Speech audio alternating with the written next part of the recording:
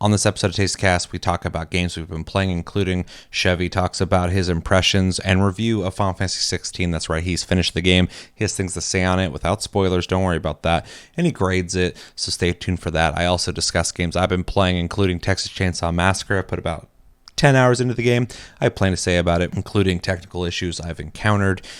We'll talk about it. And then we react to the Gamescom opening night live stream that happened. It was like 2 hours long. It's a big one. A lot of bangers to talk about in that. Also some not so bangers. And that weird kid who wants to play Grand Theft Auto 6. Who cares? But yeah, that happened.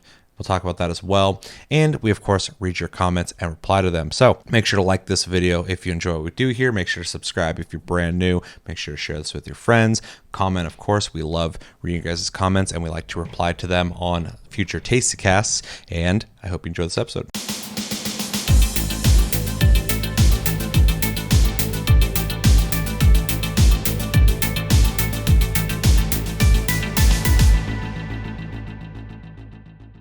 What's going on, guys, and welcome to episode 193 of the Tastecast, our weekly podcast where we talk all things gaming. My name's Seth, and joining me today is Chevy. Chevy, hopefully doing well. Hopefully you got through most of the day without seeing any of the spoilers for Gamescom opening night live, which we'll be covering in this Tastecast. So if there's something specific you're looking for, it will be chaptered down below, so skip whatever you need to.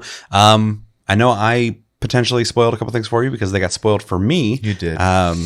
That maybe I shouldn't mention to you guys in case you want to go into this blind. But two things got spoiled when I woke up. I opened up Twitter, saw something, and I was like, oh yeah, Gamescom is starting today. And then I scrolled a little bit further. I saw something else. I'm like, oh shit, that's cool, but I don't feel like I should know about this. So I decided to make a TikTok and shorts about those two topics, but cut myself off there because we're going in blind for opening night live. How you doing? Did you get through without any spoilers? Aside from me. I mean, I think so, but if I did see something, it was probably something I already knew about and just didn't pay it any heed. So I do know that Jeff Keighley was clear about this isn't going to be a big like reveal show. It's going to be more so new trailers for things we already know are coming. I don't usually expect a lot from Gamescom anyways. Yeah, so, me neither. Never have. But I mean, it is just another show to get information out of. So sorry, glasses are apparently super crooked. Yeah. Other than that, yeah, I don't think I really saw anything of note. And look forward to seeing what's there, I suppose. All right. Yeah, I only saw the two things.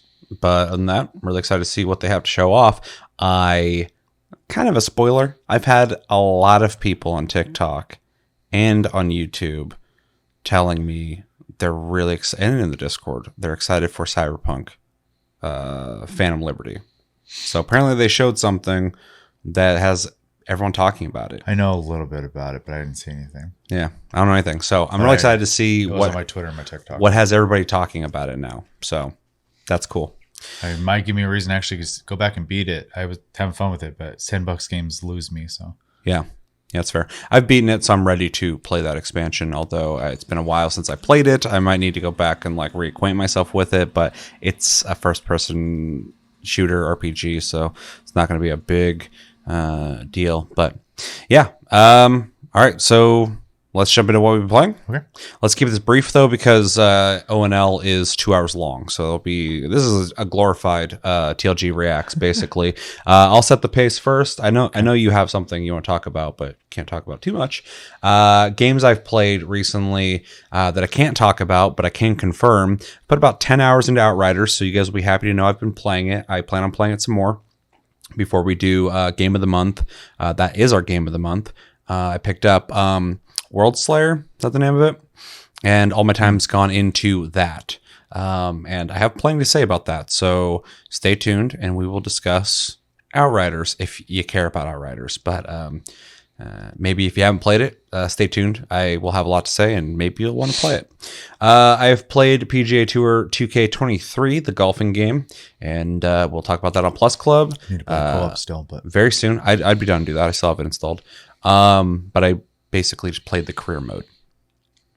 I think that's all I've done so far. I made a character. He just play free play. My character's name's King Baby. and he looks like it. I also made a character. I don't want to get too into it, obviously, because I'll have my turn. But yeah, I'm just letting people know what's going on. I'm not saying anything about what I think of it. I made him goofy looking. Yeah, same. I was like, how goofy can I make this guy? I've played Death's Door, and I have experienced streams, played some of the stuff on Dreams. I have not created anything on there, and I don't plan on doing it, reminding people that. But not nearly enough time to do that. I hopped on there, and I have I tried to go for the most variety I could in different genres to see what people make on there and see kind of the limits of what Dreams offers, and it's quite vast.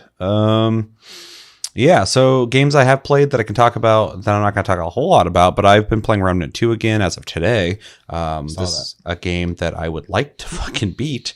I have, I think, 25 hours in the game. I have not finished the game yet. Now, if you're wondering how the hell I'm going to beat the game in 25 hours, I've been playing on mine, and then I'll hop into a friend's and play on theirs for a while. And today I hopped into Josh's for a little bit, and I hopped into Sarah's game, got both of them to play the game finally, because Josh has had it, but he only had like, I think, 4 hours in the game. And Sarah just picked it up today. So got two people playing it, which is great. And pretty much what I've been looking for in playing that game. I've mostly been playing it solo, but that's why I'm 25 hours into the game, is because I keep hopping around, getting a lot of trait points, which is great. If you don't know about Remnant or Remnant 2, there's trait points all over the place, and anytime you load into a re-rolled adventure mode or campaign, or if you play somebody else's game and they find trait points, you also get those, and you spend trait points on your traits, which increase stats.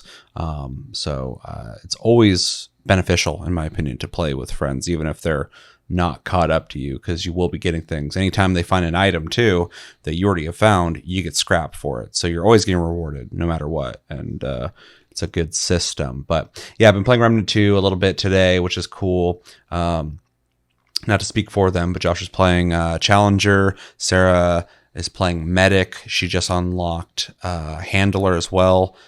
So she has a dog and she is a medic. So she's going full support.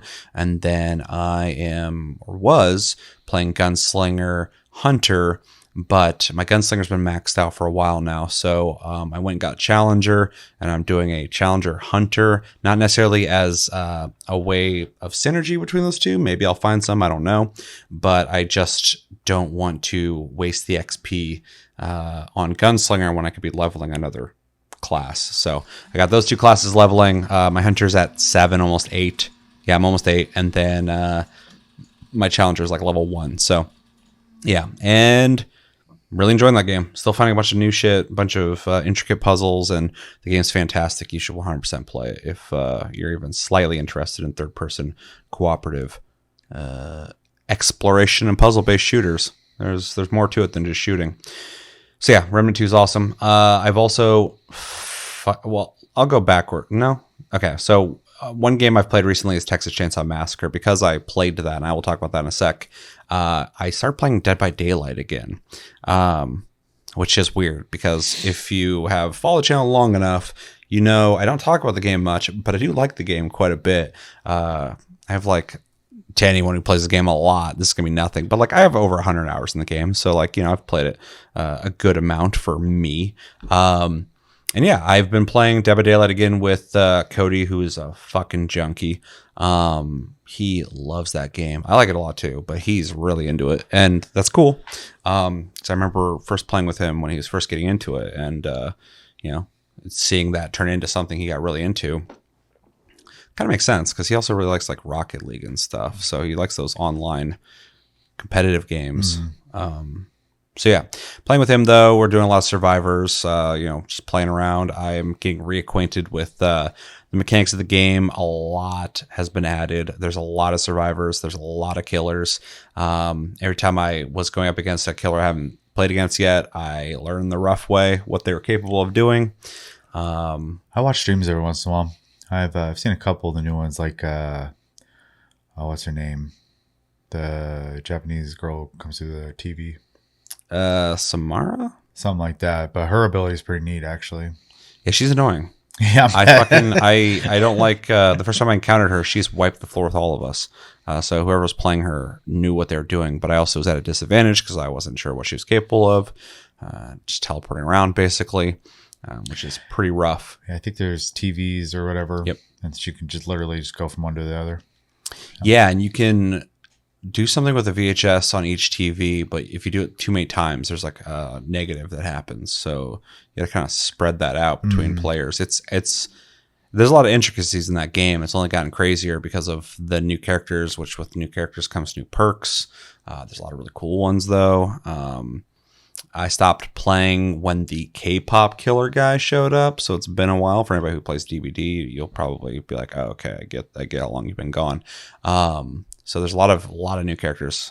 Nicolas Cage, I've experienced him. I haven't played him, but Cody was playing him.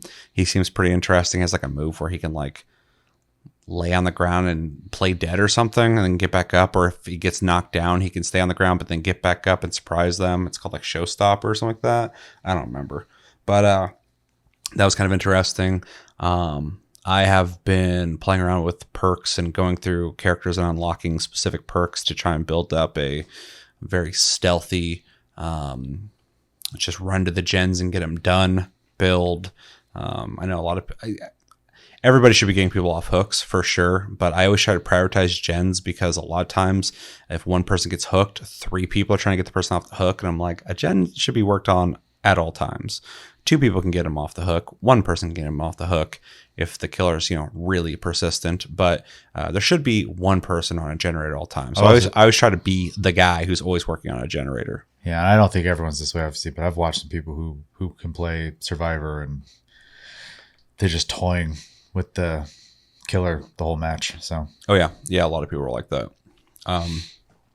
The ranking system has changed too, which is really weird because like. The last time I played, you started at like 20. If you got to 15, you start at 15 after the season changes. So it kind of rewards you for playing up until the 15th rank. And I think the furthest I ever gotten that was like rank 3, which was like getting to the point where it started feeling a little sweaty. I was like, people are playing pretty hard here, and I'm sure 2 and 1 are worse. But at 3, and I had room, I stopped playing.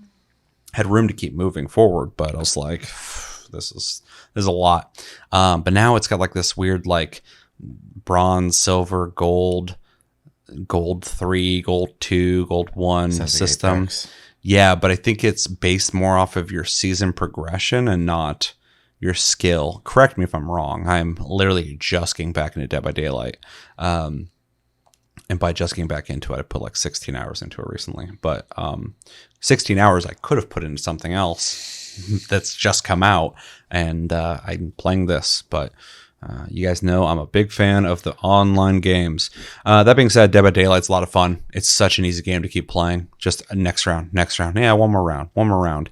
Because the gameplay is so simple, but the strategy aspect of it and the randomness to it makes every game just feel new and fresh and different. So it's really a great system. It's a good idea.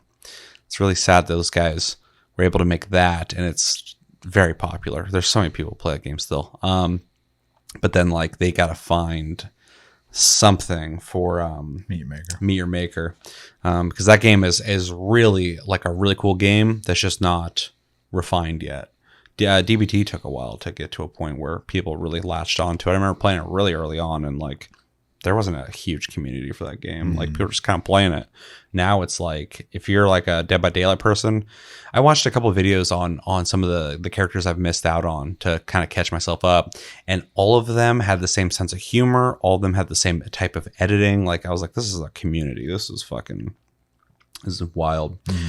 And that being said, the last game I've been playing recently, and suffering some issues with it, so I haven't played as much as I'd like to, is Texas Chainsaw Massacre, which on its surface, you guys might have seen my short I uploaded here and over on TikTok on this, but I'll talk about it obviously here because it's I got more time to talk about it. You would think Texas Chainsaw Massacre is a Dead by Daylight style game because, Dead by Daylight, you're working on gens to escape an area while a killer's after you. In Texas Chainsaw Massacre, you are just trying to escape. That's it. It's 4 survivors or victims, as they're called in the game, versus 3 killers or the family. Welcome to the family, as they call them in this game. So it's 3v4, which is a very interesting dynamic. Victims start in the basement. You start being hung upside down. You have to decide how fast you want to get down from being upside down. If you do it too quick, you make a bunch of noise. It will let people know where you're at, because you spawn randomly in this basement. If you do it slow, it doesn't tell anybody, but it takes longer to do that. And then from there, you have to sneak around the basement and find the way out of the basement, which is a whole fucking game of its own, because the basement's huge and it's like a fucking maze. And then you find stuff like pieces of bone, to cut certain things down. If they have like sound makers and stuff, you can cut those down. I think you can use them for defense, but I've never done it. You find toolboxes that have lockpicks and all sorts of stuff. And then eventually you unlock the doors. You head up to the main floor, whatever map you're on. You have to go through the house or go through the garden or go through the backyard and sneak around.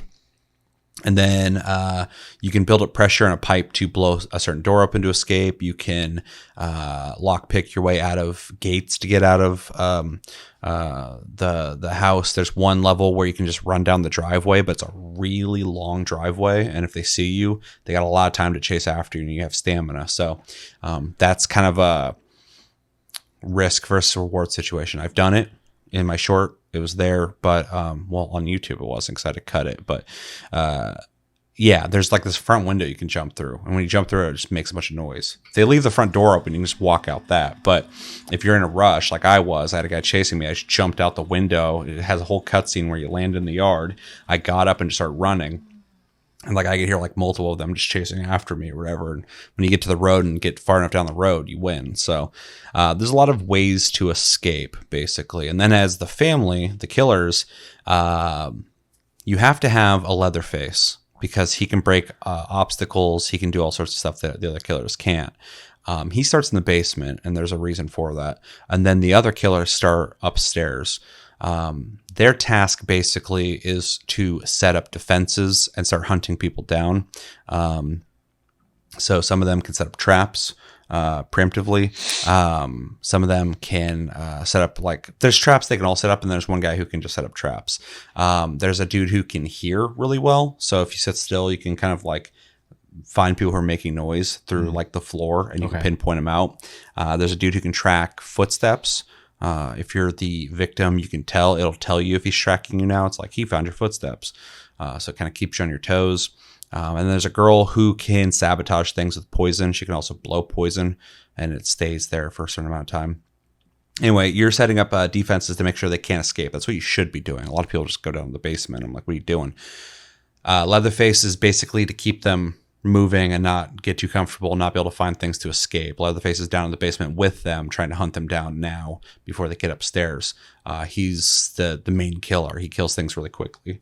So it's a really interesting dynamic. And yeah, it's so far a lot of fun. I played the beta. I was not that into it, but playing the full game, I think I didn't have access to perks in the beta or something, because in this, there's perks. As you play any character, you level them up. They have unique individual perks, and then they have, similar to Dead by Daylight, perks that everybody can get access to. And so as you level up, you pick paths down a skill tree, and once you pick left or right on the skill tree, it locks the other side. So you have to commit to this side. I think that's the way they balance certain perks. Like, well, this guy shouldn't have this perk, so you either have to pick this or this. But then you can respec anytime too. So if you don't like the way it's set up, if you've earned enough points, you can just respec and do it again. So it's fair in that regard. It's got cosmetics. They're okay so far. Hopefully they'll get better. But yeah, it's actually a lot of fun. It's on Game Pass, I guess, and you really notice when you play this game, because almost everybody's on Xbox when you're playing this game on PC. Yeah. Big problem I'm having with the game, though. It has a stutter issue, and it's very fucking random. It's not every time, but it is always after specific things that happen. So I'll hop into a game, and even in the main menu and the lobby screen, if I see like the birds in the background flying, sometimes they'll glitch. and I'm like, oh, it's going to stutter.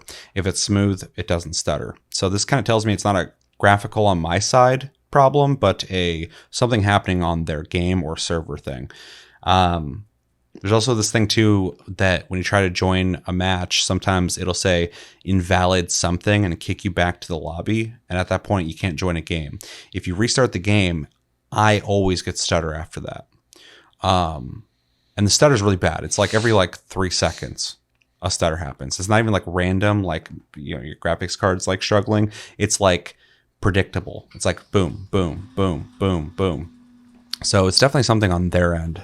But yeah, it really sucks. So when the game is running smooth, it's great. I really enjoy the game. But when the stutter happens, if I wasn't stubborn and wanting to play a game I just bought, it's not something I would typically tolerate.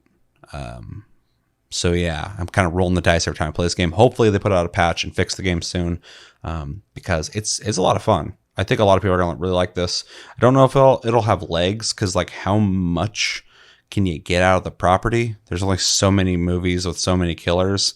And you could just make up characters, I guess, too. But I don't know what they'll do with it. But we'll see. But overall, it's a lot of fun. If you're interested in games where you are a killer or victim versus killer or victim, I think you'll like it. It's a little different. It's not a little different. It's quite a bit different than Dead by Daylight. One guy on my TikTok actually was like, I love playing against Dead by Daylight players because they'll sit there and try and toy with you by running around things. And eventually another family member will show up and they'll just get surrounded. That's one last thing I want to say too. It's really interesting about this game. In Dead by Daylight, if you want to play cooperative with your friends, you have to play survivors, of course. And you definitely have to work together. You can play solo in that game, but if you're playing with your friends, you're going to want to coordinate, get things done faster. In this, people as victims don't really cooperate a whole lot. They don't talk a whole lot. They don't help each other a whole lot. It's really who the hell can get out first? Somebody might get a door open and escape, and then people just rush that door and run at it. But it kind of feels like every man for themselves. And it kind of feels realistic in a certain way, because I feel like some people would be like that if they're in a situation where they're like, I'm here with strangers and I'm going to get killed. I got to get the hell out of here. But when you play as the killers, as a team, which is very different from Dead by Daylight, it's a very team-oriented thing. It feels similar to playing survivors in Dead by Daylight, because you're trying to stop them from leaving, basically, obviously in a violent way. But as a team, you have to coordinate. There's one less of you than them. You have certain tools at your disposal. There's a lot of things you need to be communicating if you saw one in the garden or whatever. And so it's a lot of fun to not have to make that choice.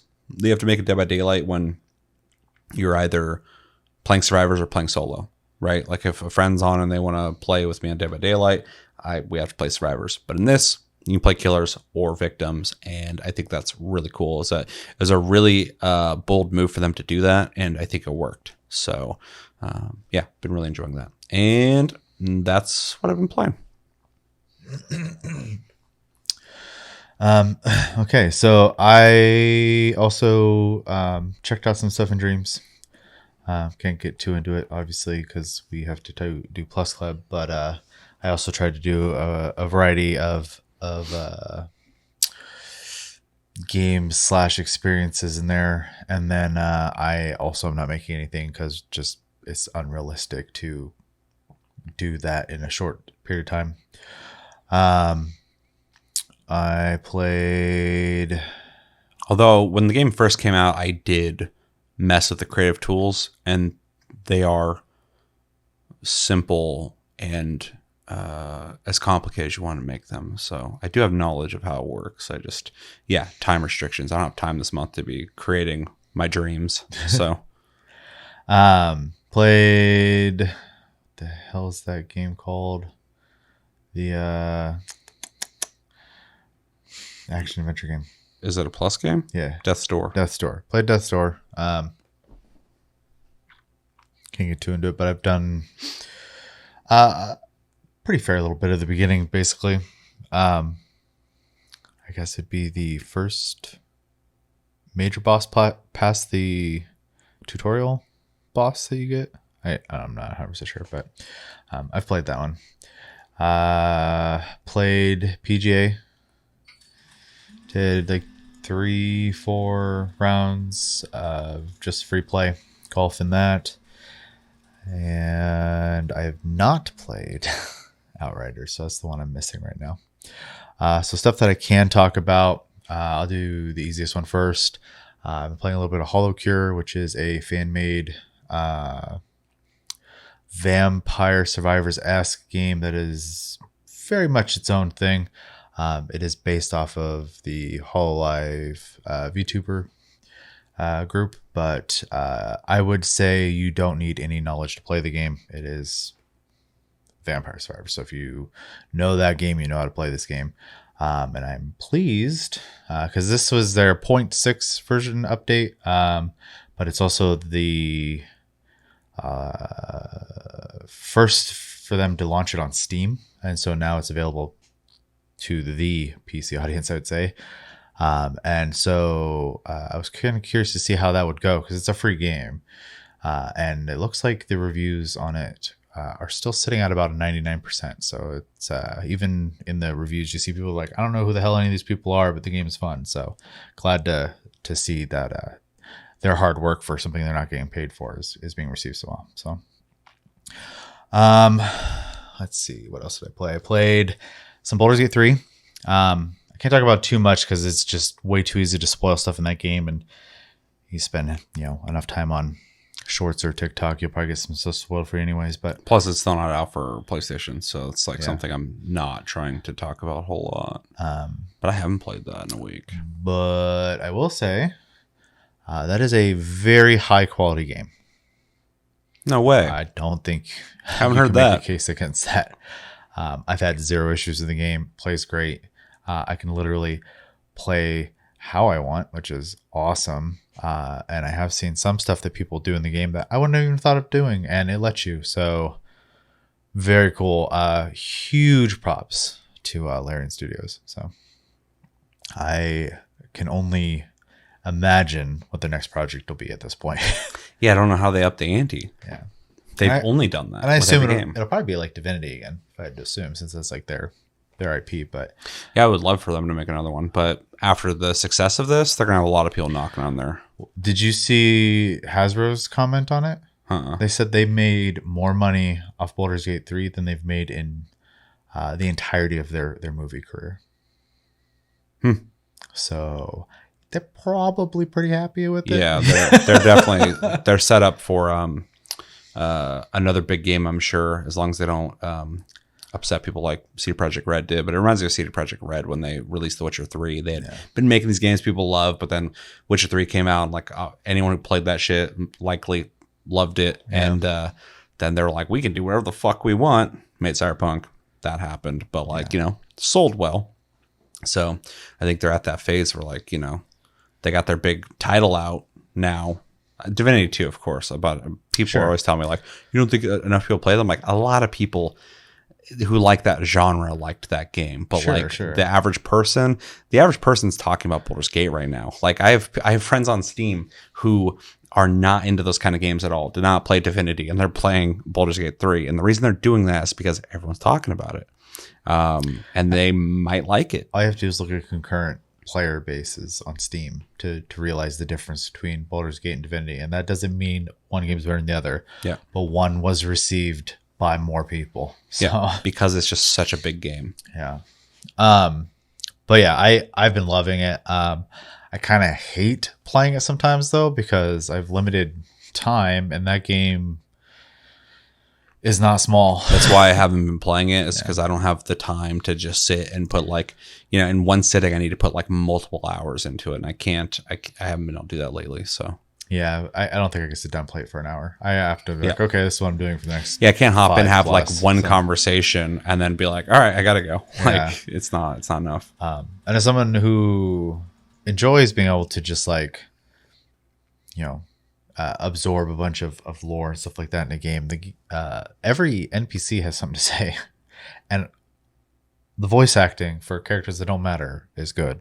So it's just a treat, which will move me on to my last game, which also has fantastic voice acting across the entire game, including characters that don't matter, which is Final Fantasy 16. I finally sat down and I beat it. Obviously, I can't talk about it too much because, well, mostly for your sake, but also for your guys' Well, I suppose. yeah. But I will say, I think the ending was quite good. I think a certain demographic of people are probably going to whine about it, but I liked it. The pacing of the whole game is very similar to what seems to happen a lot with Final Fantasy, which is an explosive beginning, an explosive ending, and a kind of slow middle. Yep. So same exact thing happened here, though not nearly as slow as 15's middle. There was always something going on in this game, at least. It just wasn't as exciting in the middle as it was in the beginning or the end. So I do think the way the story goes was not what I was expecting, and that's great. Yeah. They did a good job in the advertising the game too, kind of letting you feel like it's going to be a certain thing. So, I guess my final thoughts, as vague as I can with the game, is I still kind of feel the same about the combat. It's fine for me. I don't love it. I don't hate it. It worked. I did find my favorite loadout with it, which to I'm sure a lot of people's lack of surprise. There's a lot of range stuff. I don't really like being up close too much. It's cool. It even gives you the option to play differently, though. Yeah. Though dodging is pretty much a must in this game. So, and then, man, music's great. That's not a surprise. Is Soken. Dude's a genius. The storytelling, writing, and voice acting and direction and all that stuff was all very good. I feel a bit spoiled this year with the amount of like good voice acting and direction in games. Oh yeah, it's really kind of setting a standard that I think is kind of unfair, to be honest. And then I guess I can grade it. Yeah, because I can't really talk about it too much. It's really hard, but I'm gonna go ahead and give it an A-. I do think there are things that could be better about the game, and there is some pacing issues. Also, I have stuttering in the game, which drives me insane. So I am going to take that into consideration because it happened often enough to, and through the whole game. So, but that being said, I like the ending. It was good. Would it be in your top 5 Final Fantasies? I think it kind of has to be because I haven't beaten a lot of them. But top 3, ooh, that's a big maybe. I'm not sure. Top 5 probably. Well, I assume 7 and 14 are in your top 3. 14 is my top. I think, especially after Endwalker, the story is just way too good. I do like Classic 7 a lot. I can't really put 7 Remake in there because it's not done yet. So, yeah, that's not fair. But, yeah. You can't put an individual, when there is multiple of them at one point, you're not going to be able to put an individual Final Fantasy as like one of your favorites because it's a whole story being told. So. Yeah, so that's not finished. So that's to be seen. And after that, it's kind of up in the air because there's a few I definitely really like, but I'd have to like sit down and actually think about it. And this is not the right moment for that, apparently. Sure. But yeah, it's really good. If you haven't played it for some reason, or you're waiting for a PC version, which I think is completely fair. Just here's another recommendation to play it. So yeah, I enjoyed it a lot. I would love to have a deeper conversation about this, but I need you to beat it. So that probably won't happen for a while. Fucking Armored Core's coming out soon, dude. I am just like, and Starfield. Although I'm going to play Starfield for sure, but unless that game hooks me, if I got to put that game down to play other games, that'll be easy for me. Yeah. But yeah. Yep. And then I need to play Remnant. Yep. I just haven't yet. So I got 2 people to play it today. That was great. Because I'm just like, you guys are missing out. I'm done with 16 now, so on this great and fantastic game. Free to do it, but yeah, well, I'm down to play whenever. So also, you need to play Outrider still. I'm down to still play that as well. So although I'm playing World Slayer, I think I made a character with you last time we played. I wonder if I can bring my. That wouldn't be fun. I was gonna say maybe I can bring my. I don't care. Yeah, but well, I'm not maybe a difficulty nut. So because I think I can't talk about it. Can't talk about anything about Outriders, but we'll talk about that soon. Although this weekend, behind the scenes a bit here, Plus Club will be at the very least filmed this weekend and released either this weekend or early next week. And then next week we will be filming, because I think it's the last week, Game of the Month. Let's see, what day are we on? Oh yeah, so this weekend it has to come out, Plus Club, and then we have until Thursday of next week. So yeah, Game of the Month will be sometime next week. So look forward to those things. Yeah. That's what I've been playing. All right. Well, Final Fantasy 16 has been beaten. You've conquered one of the recent games. Congratulations. I'm hoping to do that myself. And it took me a long time, but I'm slow. Yeah. Well, and I'm not. So I just need to. How long do you think it took you to beat? Like, I know you don't have the exact I know the exact time because PlayStation, for some reason, has really good integration with that game. Also, 85% was finishing the game. So I think it includes New Game Plus in that percentage. Okay. Well, I know that some of your time was like you not being around. Oh, yeah. Yeah. I mean, you could probably shave off, maybe upwards to like, I don't know, between 3 to 5 hours if you want. But yeah. I beat it after 81 hours. So okay. Yeah, I feel like I could beat it faster than that. I think most people could, but I did every side quest, and I'm not doing combat the way it's really designed to be done, and so my fights take forever. Okay. Well, so. Just gotta sit down and play it. The biggest problem for me too is like my PS5 is in my room and my PC is not in my room, and I'm typically on my PC, whether it's filming, editing, playing games here. I have to like go upstairs into my room to go play. Like it feels on my PC, it may be easier for me to play. I should just hook up my PS5 down here. Anyway, might be better. That's a whole different thing. But I'd just be more likely to play PS5 games if it was like where I'm typically at. So I spend more time in here for that. Yeah. So ultra wide is not spec'd for gaming. But anyway, yeah, cool. Glad you beat it. Glad you gave it an A-. It's a good grade. Mm-hmm. Not too surprising. I figured it would either be an A or A-. Yeah, anything else? All right. Well, let us know in the comments what games have you guys been playing. What games are you planning on playing soon? I'm sure Starfield. I'm sure plenty of you are playing Armored Core because I see more people talking about that than I expected. And what games would you recommend us play? Is there anything that's come out maybe in the indie scene or something that's not being talked about a whole lot? Texas Chainsaw Massacre, you playing that you would recommend us play? Let us know everything you're thinking about in the comments below. Comes to just everything, whatever, dude. All right, so Gamescom has started over in Germany, and they do an opening night live like they always do with Jeff Keighley because he is just all the gaming events. So we're gonna watch this and react to it as we go. Like I said before, I had a couple things spoiled for me already, but one of them is just an event that happened. That I guess we'll talk about when it happens. And then another one is a game that I am very excited to play. But outside of that, I kind of just expect to see, pretty much what Jeff Keighley said, a lot of games that we already know are coming, but more info. And that's fine because there's a lot of games still coming out, and there's a lot of stuff to be told about those games. So I'm down for that. Don't need the big reveals. And like you said, I've never viewed Gamescom as like a big event where reveals happen. A lot of the end of the year events after what would have been E3 are a lot of like expanded information. Sometimes you get some reveals because they couldn't get it ready to be showed off at E3 when E3 was around. But yeah, Gamescom's always been kind of like, oh, by the way, when we showed you the trailer a couple months ago, here's more info on the game. So yeah, I don't expect any big banger, brand new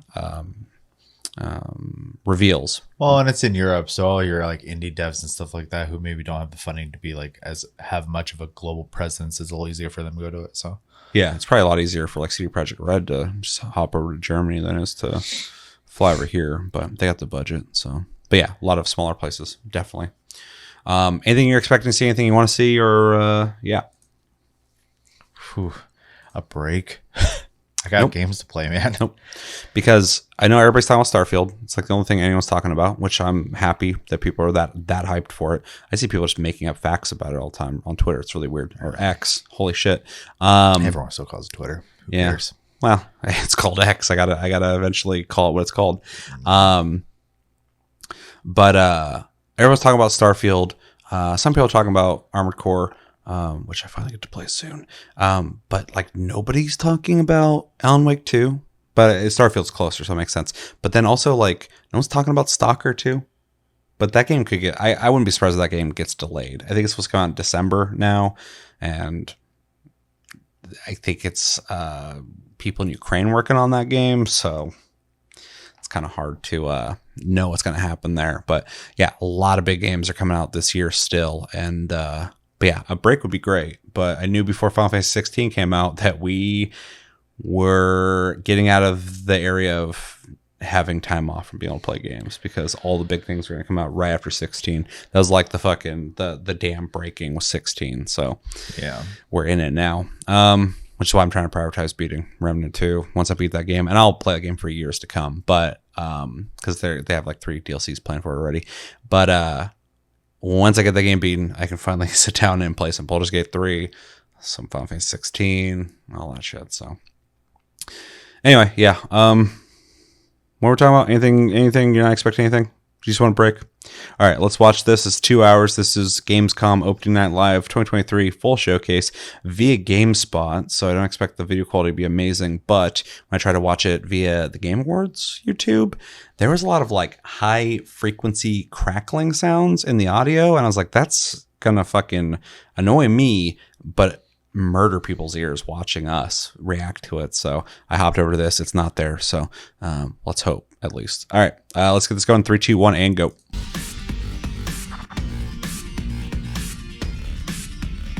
Please welcome your host, the creator of the Game Awards, Jeff Keighley.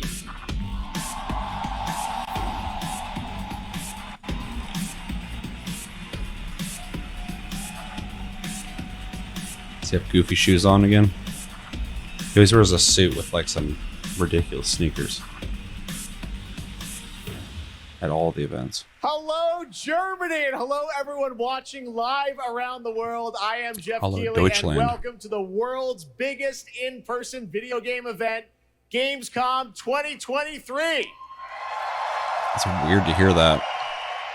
Biggest in-game or in-person game event. Now, this right here is kind of like the opening ceremonies for Gamescom. It's a preview of this year's most anticipated games. We call it Opening Night Live. And over the next 2 hours, you'll get exclusive new looks at titles like Call of Duty Modern Warfare 3, Alan Wake 2, Assassin's Creed Mirage, and Mortal Kombat 1.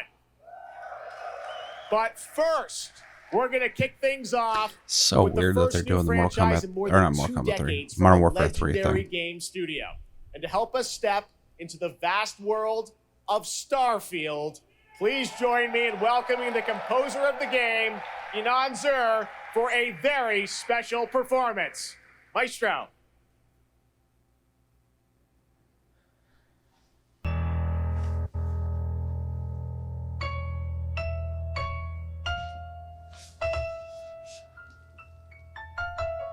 Get good time to get a stretch in.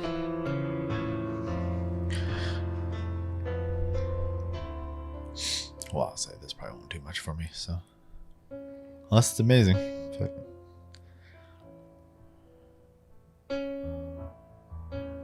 sorry for anybody who wants to listen to this, but because I'm not too interested in the music, but just watch it without commentary.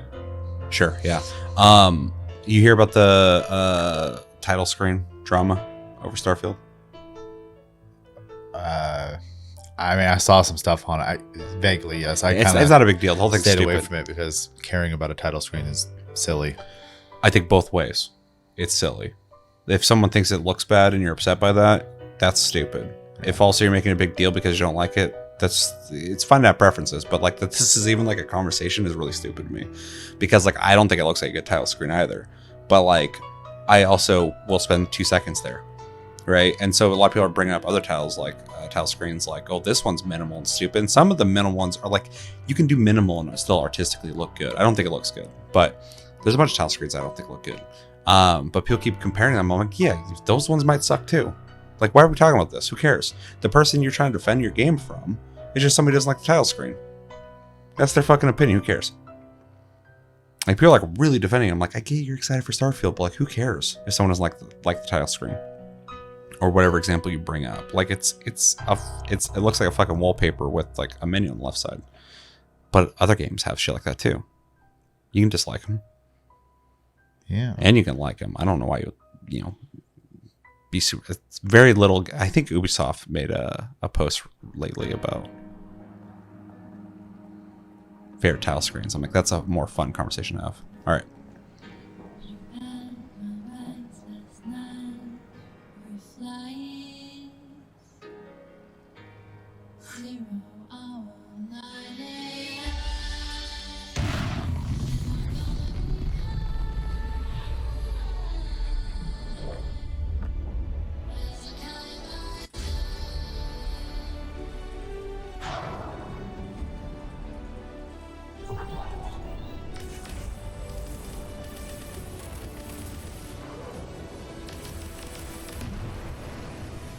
That guy's having so much fun killing people in space.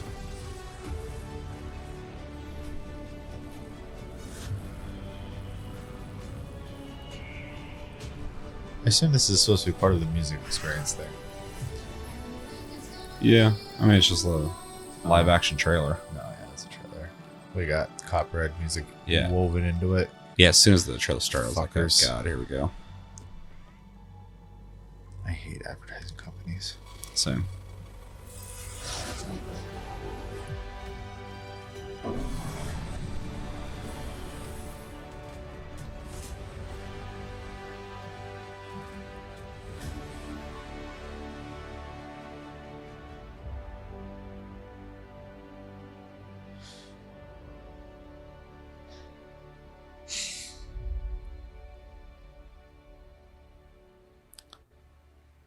September 6th. That was a commercial well suited for traditional television. Starfield is ever so close. And thank you so much for that spectacular performance. Really appreciate you coming all the way for this. But a Bethesda game's meant for everybody at this point, so I'm not, yeah. trying to get everybody. It's pumped for it. true. In I don't know just enough about the over a games to week, have an fans will opinion start to play about that. Starfield I in just early access on Xbox hate and advertisers. PC. Well, I've been fucking lucky enough to start playing it. products Jealous. 99% of the I'm time. not allowed to say anything about it. Yes, exactly. Here's the guy. All right. Well, guys. Okay. Thank you very much. Thank you very much, guys. Really disappointed. They're disappointed. That's just so disappointing. This is such a special night for so many developers, and it's really disappointing. I didn't realize that happened this early on in the event. Well, at least it's We've got in a the lot of great beginning. games Yeah. to show you. Hopefully they can ramp up security after that. Really, it's just so sad to me to see something like that happen. A night we're here to celebrate games in this community and how much they mean to us. So, without further ado, I want to move right on with the show because we got a lot to show you. And the good news, Gamescom, is we have someone very special here. Hope dude who enjoyed his can be 5 here minutes to fame. talk about Starfield. Please join me. Didn't Yeah, but even he, get a word he out. didn't even Opening say night live anything at Gamescom interesting for the like first time the ever. Bill One of our Clinton kid. industry's He just went GTA greatest 6. I want to creators, play the GTA director and 6. executive Well, producer of he tried to say Bethesda something, Game but he was good Studios. about That's keeping the right. microphone away from Sure. him. I mean, Howard, everybody. I made a shortened TikTok on this earlier, so I heard what he said, and that's all he says. It's GTA 6. I want to play GTA 6. It's fucking stupid. I also want to play a video game. Would have been better if he came out and said that. I want to play a video game. Yeah. Todd, thank you so much for coming all this way to Gamescom. We have a lot to talk about with Starfield, but first of all, is this true? This is your first ever time at Gamescom? This is my It's not first a knock. Gamescom, and you were right. You said how great But the crowd Todd is here. is And aging. As I am as well. But yeah, and You're starting just to look all old. the he's fans starting to look older. that Yeah. come here for the biggest convention in gaming to celebrate games. It's kind of a baby and I face figured, for a long you know, ass it is time, our so. first new franchise in over 25 years. So if I was going to come, you know, it's for Starfield. Well, we all welcome you to Gamescom in Germany, and we're all very excited to step into this new world, Starfield. and the next week, early access. Set up for people, why did you want to make this game, Starfield? Why did you want to create a new world?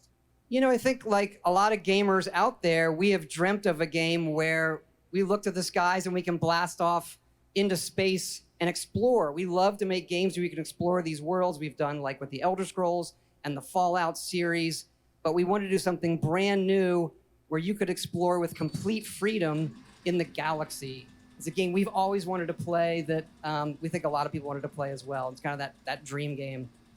Yeah, I wish I could talk about it, but it's quite an experience, and I know everyone here is very excited to jump in soon.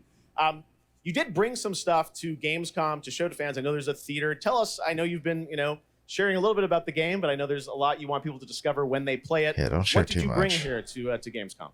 Yeah, it's really cool. We've built a 300-person seat theater where we're actually showing the beginning of the game, and you start out as a miner, and you touch this artifact that affects you in some way. Where you see a bit into space-time, and then you get to create your own character. Our games are about creating and being whoever you want, and then you're off on adventure.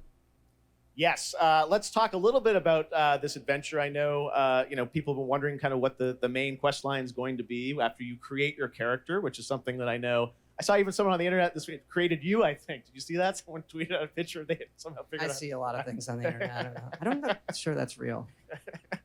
Well, the thing is, I think you could literally create, whoever you want and then enroll yourself into this adventure. And tell us about sort of how the adventure starts. What can you expect?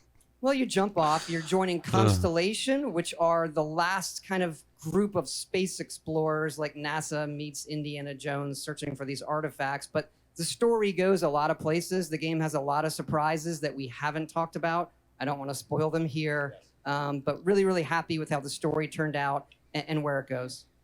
Yeah, it's such an epic experience, and you and your team have done so much for this industry. I hope the it's fact fucking that you guys great. have worked through COVID building this. Yeah. And I hope I the play other it and I end, just we're love it. so excited But I'm for not in that everyone to get a chance mindset to play it. because So thank you for all you've done for our industry, Todd. Everyone, Todd Howard. Thank you. Can't wait for you to play the game. Thanks so much, Todd. Really appreciate it. All right, well, tonight is largely focused on announced games, but we do have a few surprises along the way. And next, it's time for the global reveal of the third installment in a franchise that is very familiar to Gamescom fans. Here we go.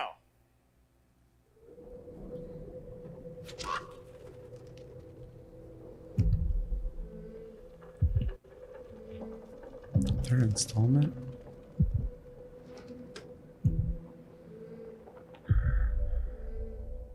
Right. Super massive. Not looking like anything right now.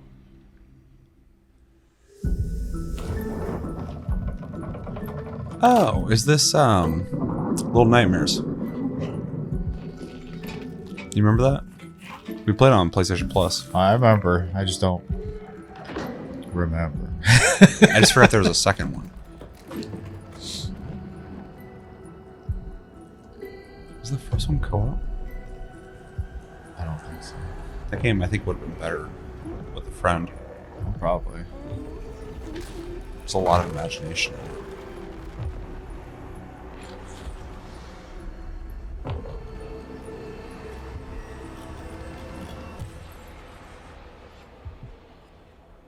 Yeah, I just remember hiding from people a lot. Yeah, it's basically a stealth game. That's cool. Well, there's people out there who really like it. Little Nightmares Like the 3. series. And joining me now are Corley and Lucas from Bandai Namco to tell us more. Lucas, thank you so much. It's great to have you back here at Gamescom We're to announce Supermassive. I didn't another know Little that. Nightmares. Thank you, Jeff. Yeah, it's really great to be back. We're very excited to announce Little Nightmares 3 tonight. The franchise has a long history with the show. What is up with the light? That light is really not doing him favors. Best place, best show to reveal. Well, it's not Little even Nightmares like 3 to the obviously world. it's a little more Well, we noticeable there, appreciate you but bringing us like this even like on news. all their shoulders, it looks incredible. crazy. It's just too bright. Corley, I see we saw 2 characters in that reveal trailer. Can you tell us a bit more about them? Yeah, sure. Hi, Jeff. Hi, everyone. I'm so happy to be here to present you Little Nightmares 3. So yeah, as you have seen, we have 2 characters, but now you have 2 players as well, so you will be able to play both in single player or online co-op if Okay, you so want, that's a and new face thing. your childhood fears with a friend. Isn't Bandai Namco like the I largest saw a lot of cool new places in the JP trailer. publisher? Can you tell us a bit about don't sort know. of the Pretty sure it settings is. for these 2 characters? Yeah, so our 2 new characters are Lo and Alone. They are trapped in a place that we call the Spiral. It's a cluster of disturbing places, and they will have to work together, survive in a world full of dangerous threats and full of delusions. And they will also have to find a way out of the nowhere. So yeah, I can't wait to have you put your hands on the game in 2024. Excellent. We don't have to wait too long. 2024. Lucas, I know that's not all because you're kind of expanding the Little Nightmares world with something more. Tell us a bit about that tonight. Yes, we have one more surprise. So in addition to revealing Little Nightmares 3, I'm very excited to announce our first podcast series. It is called The Sounds of Nightmares, and it's an original story. It's composed of 6 episodes, and we are releasing the first 2 episodes tonight. So you can go on our website, thesoundsofnightmares.com, to check it out. And we hope that our fans are going to enjoy it. I was so nervous. Awesome. All right. Well, we're very excited to learn more. Thank you, Lucas and He's doing Coralie. pretty good, though. Little Nightmares 3. Yeah, you just tell the way he's talking, the way he's moving constantly. I get it. I wouldn't want to fucking be up there Next, either. it is rare when a new I would studio say so reveals far, footage that takes outside over of the internet. That I wanna play happened GTA 6. back in 2020 Everyone's with the been reveal of Black Myth very, Wukong from Game Science in China. better Based on talking the than I am right now. classic 16th century Chinese novel Journey to the West, here is a brand new look at the gameplay of this incredible action RPG. People have gotten their hands on this have been saying good things about it, It's good. which is interesting, yeah. 后道车一念慈悲，四骨肉皆行血泪。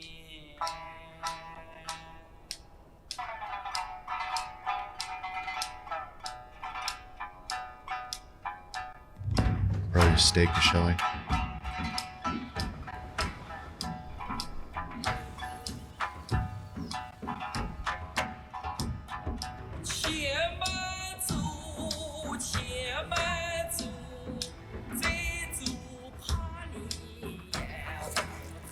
Hmm.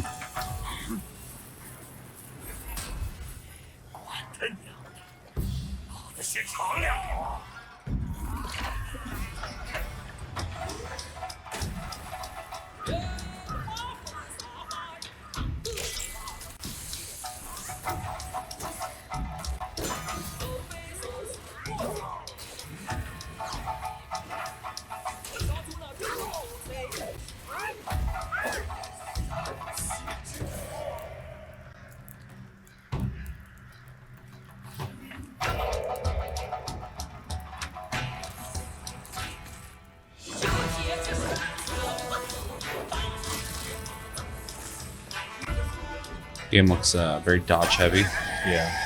which is cool. I like dodging, but it's kind of cool.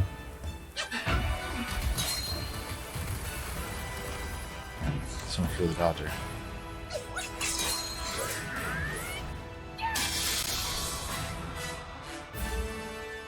Looks pretty cool. I think it's the best it's looked in a while. I remember when they first showed it off, I was like, "Wow, it looks really good graphically." And after a while, they kept showing a lot of the same stuff over and over again. A lot of the early footage too, like they didn't really show like very good examples of gameplay. Yeah. That actually was gameplay. It was just like walking through an environment and then fighting one boss, but there was a lot of variety $1.5 there. million of his massive catalog of abilities. Yeah, it's like 700. I've been yelled at over this. Yeah, that's why I've been mostly quiet during that. I don't want to upset the fanboys and girls of the series. So Gonna by bringing them up. All right, so this is what got spoiled for me, outside of the kid on stage. But I'm so fucking excited. juicy.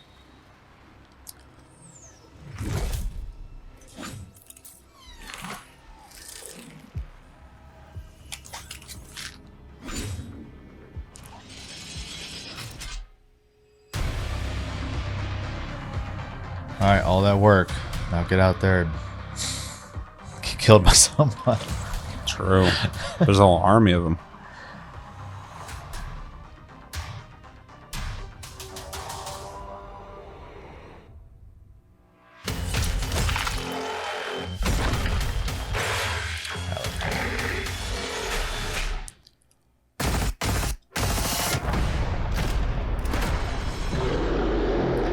Hype. So ready for this. I played 2 like not that long ago, a couple weeks ago, and while we're playing it, I'm like, when's 3 coming out? Because this game's still really good, but it came out in 2016. Well, So here we are, finally getting it. I'm fucking so ready. Is this our on our game of the month list game? Nope. it might be. It might just be console. Is this 3? Controls. So it might just be a console version. What's it? It's said as reimagined or whatever, remaster or something like that.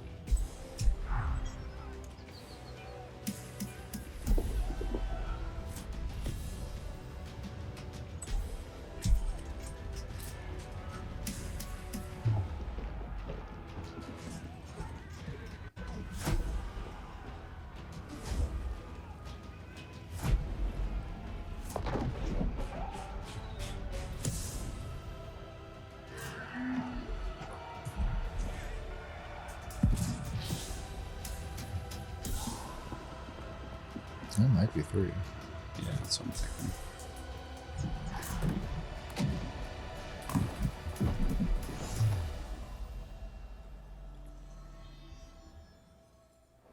Oh, 4. Nope, 4. I'll set him. I Thought it's been out. I don't think on console.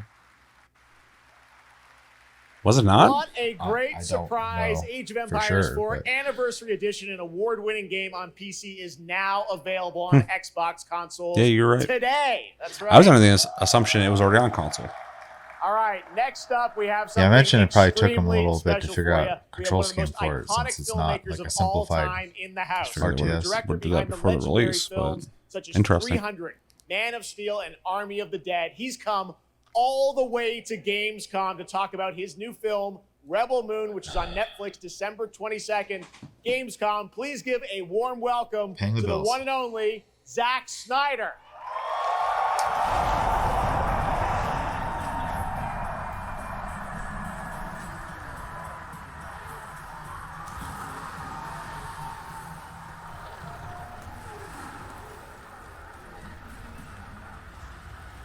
Too much.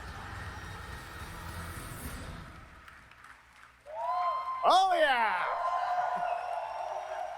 Zach, I know you had to come a bit of a ways to get here to Germany. Thanks for coming to Gamescom. Thanks for having me out, Jeff, and thanks, Gamescom. How you guys doing? This is awesome.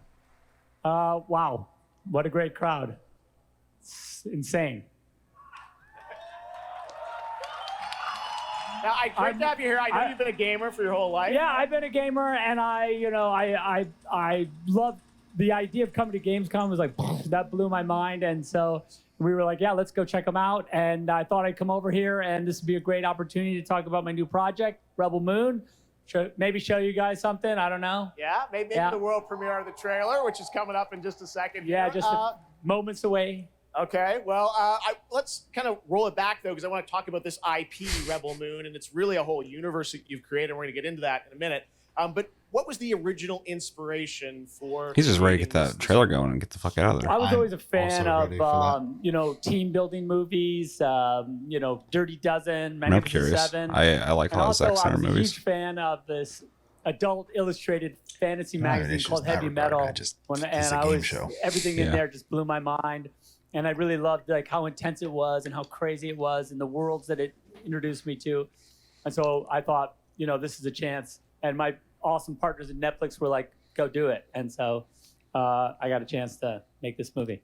And you've got quite the cast, and I know Anthony Hopkins. Yeah, Hopkins right? plays this robot, amazing robot, and it's an insane ensemble. And of course, Sophia Boutella is really the heart of the movie, and you'll see her just kicking ass through the entire film. So it's fun.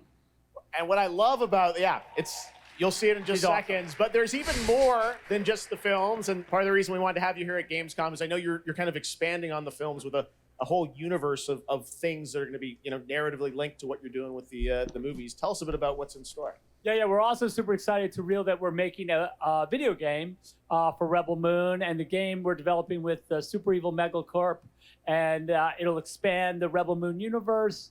It takes place like right after the events of the 2 movies, and it really is I've been talking with those guys and really interacting with them. Speaking the of ideas movies, they have and the way the game's going to expand the universe is just unbelievable. And I'm the super next excited arc about it. in Demon You'll Slayer. be able to like This is going to pick be your just rebel 3 movies. and then go on missions. No. And it's like I know it's gonna be movies. 1 and 2 players in Yeah. a co-op. Yeah, and it's crazy. But That's we're interesting. look, and we're just starting to talk about a bunch of other crazy ideas inside I take the that game, as so it'll it's just really be fun, 3 and that's coming. 1 hour long So keep your eye out for more. episodes. All right, well, we probably. love it. The Yeah. films, They the worded game, it as and if it was more. going to be 3 movies But let's for roll the it next back arc. to the movie because we are going to get a first look now at this incredible film, part 1 and part 2, right? Yep.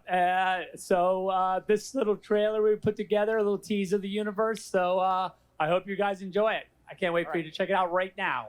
Let's check it out. The world premiere of the trailer for Rebel Moon. Zack Snyder, everybody. Thanks, guys.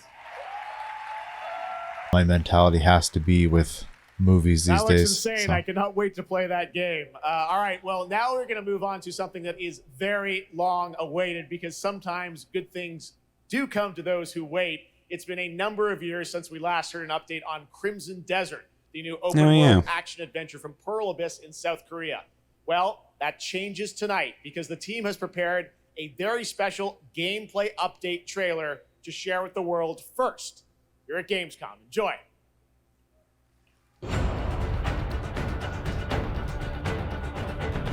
Yeah, as long as Amazon's name's not on it. Because they like to ruin games that get brought over here. That water looked great.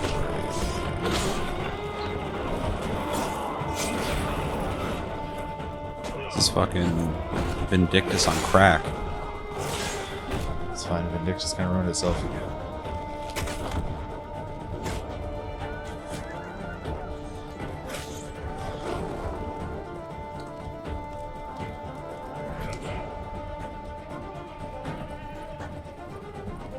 This is the same people who made Black Desert, right? Yeah. Definitely shows, since that Yeah, game this is very is flashy their as well. this is their single player game that we've seen before. I remember seeing it. I just didn't remember it was them. Though I read somewhere like a year or 2 ago that this is gonna have multiplayer, but that was never expanded on. So I didn't know because a lot of people thought this was gonna be an MMO. And I was like, no, they said it's like a fucking single player game. But there's an article talking about multiplayer, so like it's gonna have co-op, but they might have scrapped that. I have no idea. I don't keep up with this, but this looks really good. Yeah. I thought the same thing about Black Desert before it came out too, though. I bought that recently. You know? Played it a little bit. It's still good looking. Oh yeah. So I haven't played long enough to really have a solid opinion. But I know they've made a lot of changes to make like the experience a little better. They also added a new like starting zone and stuff. So, This is super ambitious. yeah, it looks pretty crazy. I'm like just kind of blown away by the amount of animations I'm seeing. Yeah. Like everything has its own animation, which is really impressive. And of course it looks good. I mean, there's not much to talk about there. It's a really good looking game. But the animations are just like fantastic. Like that. Yeah. I mean, I wouldn't expect that or that. Whoa. Dang, dude, some Dragon's Dogma action. I'm interested more than I was. This is fucking crazy. Yeah, this is wild. What the hell?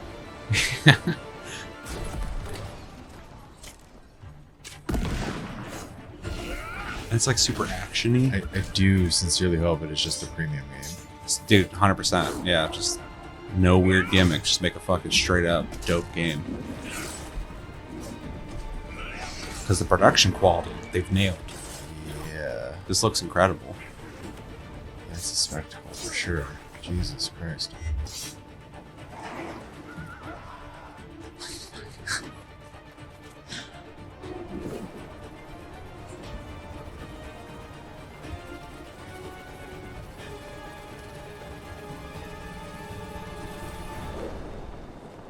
There's a lot of flying out of the sky shit. That looked insane. I don't even know what the hell I just saw. That was beautiful. Yeah, that was really Gamescom is Ice-T. really crazy. I with my favorite game in the world, Payday. Yeah. And I have my own special heist mission in Payday 3. And you know, I know a lot about heists in real life, all right? It launches September Yeah, like fucking stealing my time right now. Here's Let's a go. World premiere. First look. Okay, so here's the deal. The components are kept in high security cooling containers somewhere in the storage yard. The clock starts ticking as soon as the components are out in the open. So you need to haul ass to get them to the transport. Take too long, and they'll start to degrade. You don't gotta advertise this game, man. I'm just gonna play it. Do what you need to do to get It's not ready. for you then. I'll see you on the other side.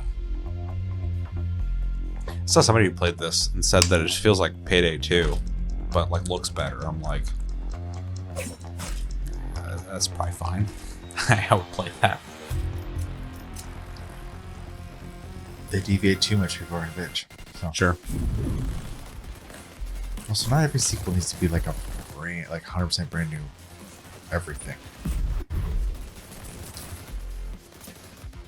It just needs to be better than the one before. Just improve. Yeah.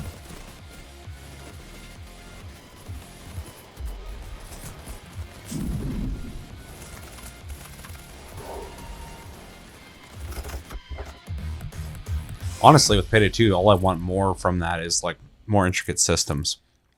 Because otherwise, I thought the gameplay was great. Is this Assassin's Creed? Oh, those are كم مضى flamingos. منذ رحيلك عن True. أعوام. لا أذكر مقدارها. Yeah.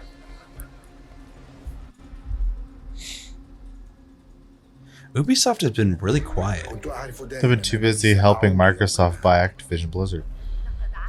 Did they help with that? Oh, yeah, so, they got hung up in the EU courts or whatever. To help pass that through, Ubisoft's going to be control the cloud services to prevent exclusivity issues. So it'll still be for multiple people. So Ubisoft is now a partner in the Microsoft Blizzard. Well, that's why they went to bat with them then. Activision. For them. Yeah.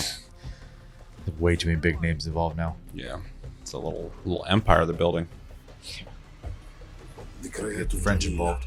صارت كريهة الآن. Yeah. قلبي يتألم لما حدث لهم. I have that masking on ring. True. وها أنا ذا. مستتر يتهيأ لإعادة النور إلى أحلى. This is a game that's really going to depend on what people have to say about it for me, because I think it's cool they're making a more classic style Assassin's Creed, but I'm also not excited for it. إني أبعد نصلي عن الأبرياء. وليس. Yeah, though, props to them for trying to include every type of Assassin's Creed fan by just making every type of Assassin's Creed game. Yeah, it's a big task. I'm really curious to see what the perception of Assassin's Creed is 5 years from now. Yeah.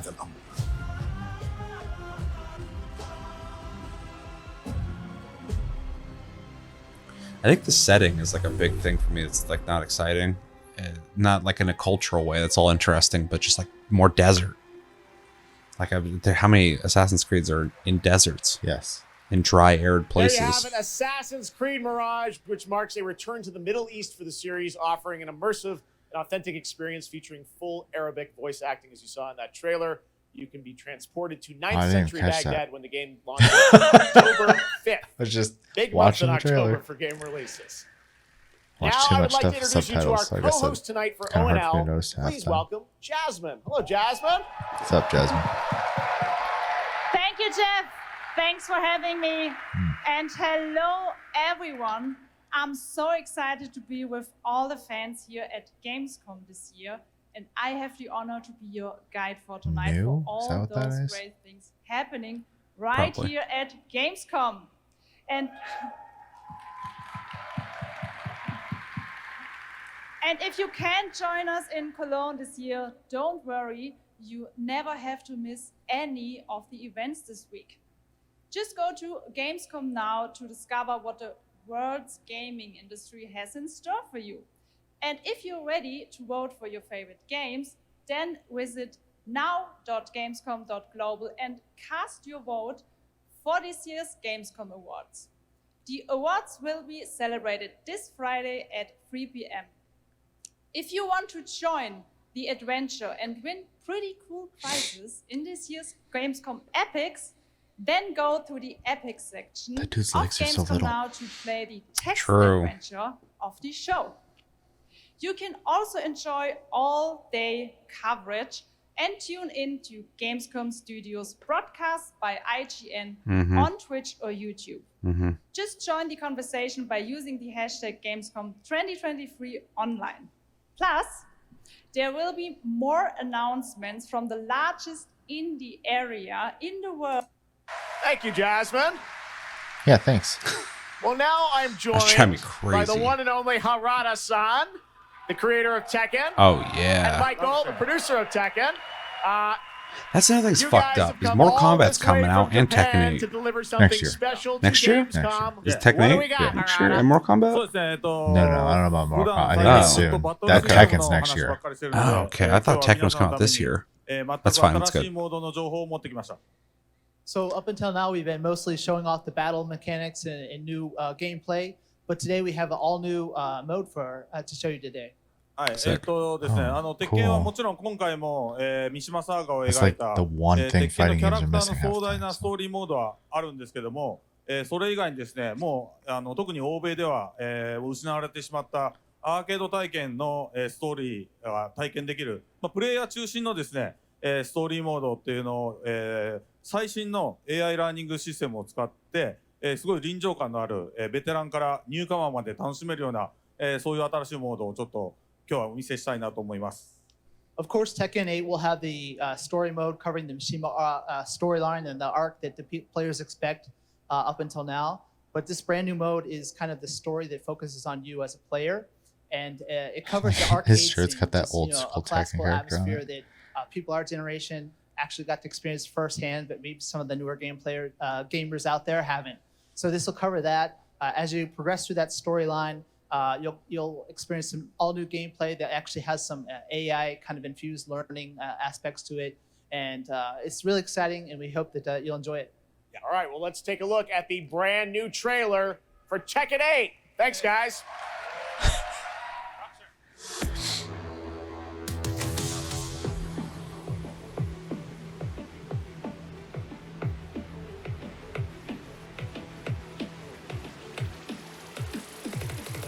Going somewhere? Yes. That is so many. That's crazy, yeah. They always have big rosters, but like just seeing that number is crazy. I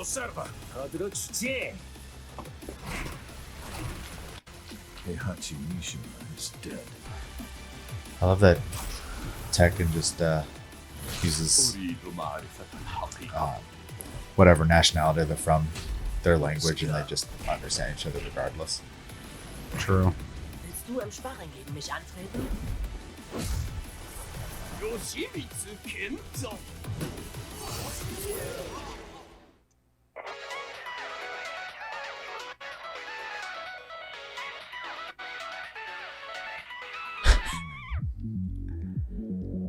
Oh yeah.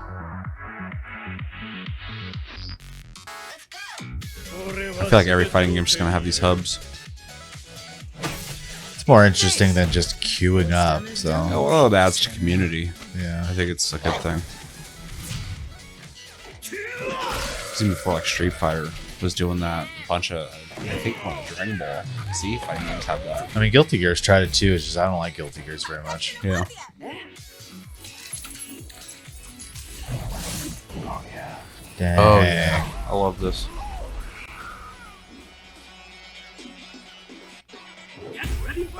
Bit rate. Fucking horrible. I'm so ready for this game. And then please announce a new Soul Calibur after this. When's it come out? Oh, early next year. Okay, that makes sense. I was like, there's no way this is coming out like that much further out. Just in time. It looks brand new. Not brand new. Of course, it's brand new. It looks like it's ready to go. Yeah.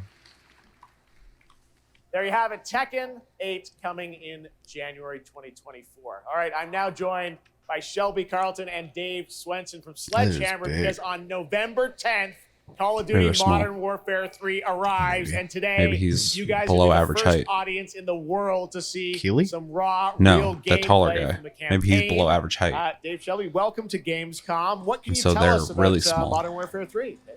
Sure, that was my question. Is Jeff Keighley a short person? Modern Warfare 3 dude, this he's year is the 3'4". complete package. We're shipping 16 multiplayer maps, all from the original Modern Warfare 2. These maps have been modernized with new gameplay and features. We also have open world zombies. This is our largest zombies. Open world zombies? This is our largest zombies offering ever. And for the first time, it's set in the Modern Warfare universe. And of course, this year we are bringing a huge innovation to the Call of Duty campaign. Yes, let's talk a bit about the campaign, Shelby. Makarov, I know, is going to factor into this. See him over there. Tell us a bit about what is the storyline? What can we expect from the campaign? Yeah, so for the first time for Call of Duty this year, we're doing a direct sequel. You know, Modern Warfare 2, they asked a lot of interesting questions in their story, and Sledgehammer Games is so excited to work with Infinity Ward on the campaign. Oh yeah, I forgot Sledgehammer's to answer working some on of those this. questions and to bring you Modern Warfare 3. And one of those answers, he's standing right behind you. Yeah. He is Makarov. He is our infamous antagonist. He is cold, he is calculated, and he is trying to bring the world to the brink of war, but not if Task Force 141 has anything to say about it. So we are just so excited to get this campaign into the players' hands. All right, well, we are going to see a playthrough of a campaign level. But first, Dave, I want to talk about something new you're doing, open combat missions. What are those? So Call of Duty is known for epic cinematic stories, as Shelby talked about. And this year in Modern Warfare 3, we're introducing a new innovation to the Call of Duty campaign that's going to allow players to interact with that story like never before. We call them open combat missions. Open combat missions are player directed. They allow the audience to play the game the way they want to play it. So if you're like me and you like stealth, you can go in quiet, you can equip, suppress weapons, complete all the objectives without the enemies ever knowing you were there. But if you want to go in loud, you can strap on armor plates, you can go and hit the enemy head on, and open combat missions will support it. You can leverage just vehicles, Warzone, you can leverage but with tacticals, missions. lethals. You can even use your favorite kill streaks in campaign. Now, open combat missions are really important to our campaign story, and they're going to work seamlessly with those epic cinematic missions that Call of Duty fans know and love. And tonight, we want to show you an exclusive first look at one of these epic cinematic missions. Okay, set it up for us, Shelby. What are we going to see? This is the That's not even start exciting of the game to me. almost, right? Yeah, so this is a sneak peek of the very first level of Modern Warfare 3. This is called Operation 627. All right, check it out. Here you go. Call of Duty at Gamescom first. Thanks, guys. I feel like those missions are gonna suck. Those open ones. It just sounds like they're doing like a big open map with all the mechanics you would have from like Warzone, and it's just like do what you want. Like it's gonna take maybe I don't know, but it's gonna take away from the cinematic quality of a Call of Duty campaign.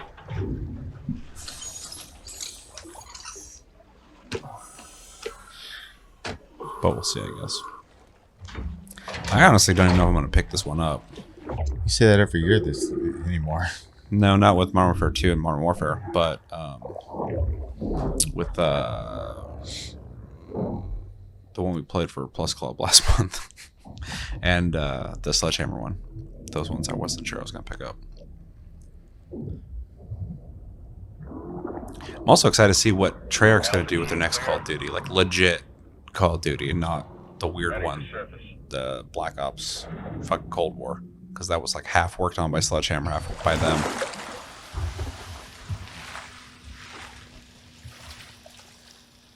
All teams, eyes on target. Phase 1 complete.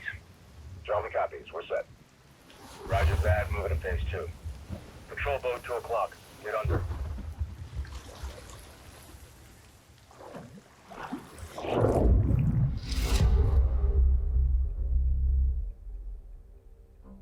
It'd be funny, that was just it. Yeah, but they're swimming. That's the mission. Roger. No movement. Oh linear. Still don't like it. Looks good.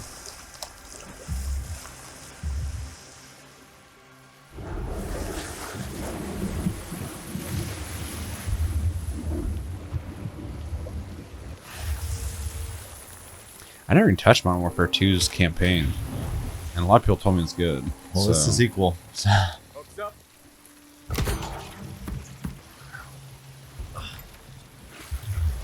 hook. Let's get up top.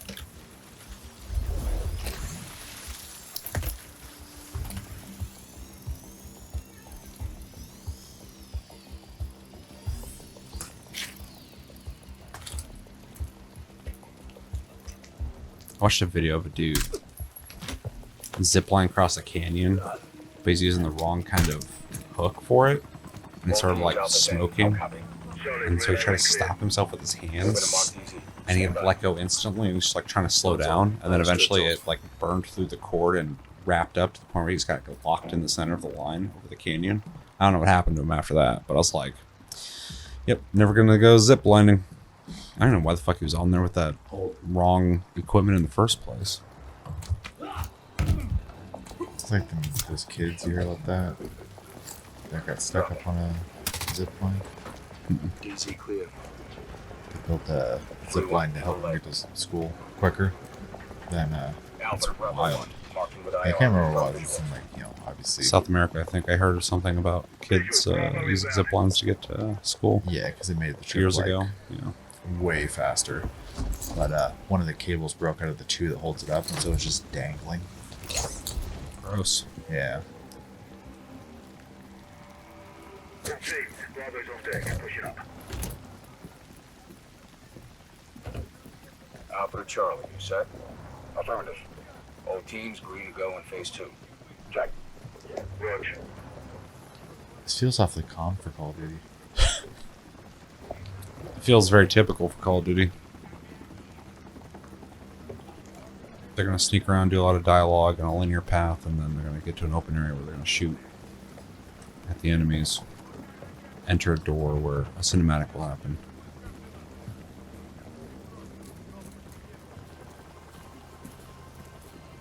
Moving interior.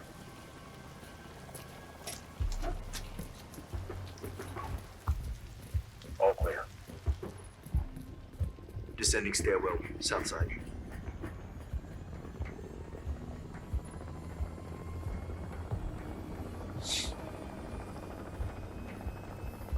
Knobs off.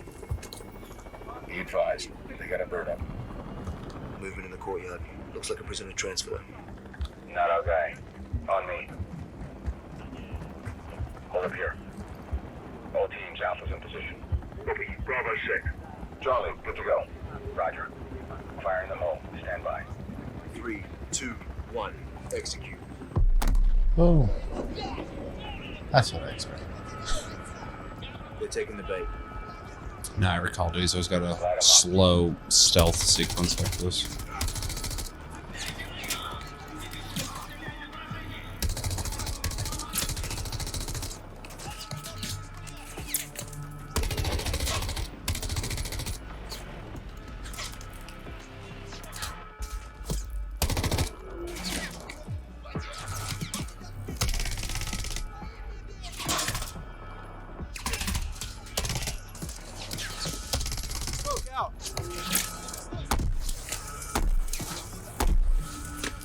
All three of them. Ain't no one looking through that. Let's pop the hatch. Let's go! Stay close!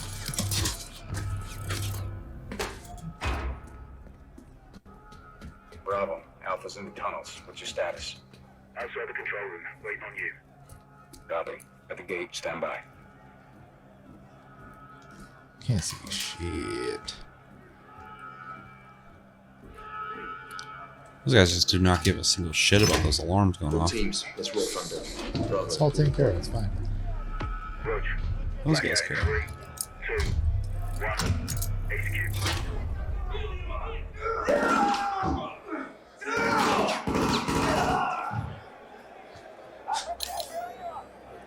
All teams, Bravo's got the keys. Alpha, you have 1 mic before the lights are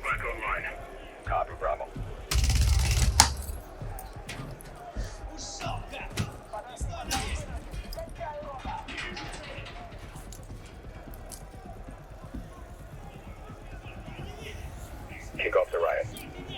Roger. Opening blocks 1 through 4. Some good shooting. It's a little more realistic that way, I suppose. Yes.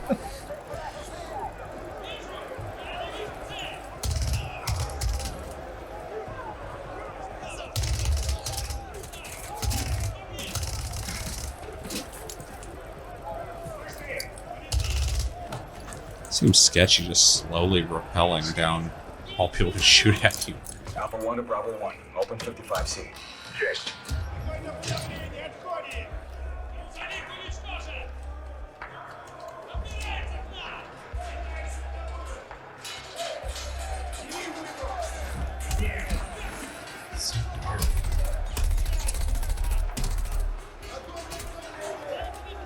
Yeah, the compression's not helping either in with the details, but I mean, I'm pretty happy with how it looks visually. The lighting's good too.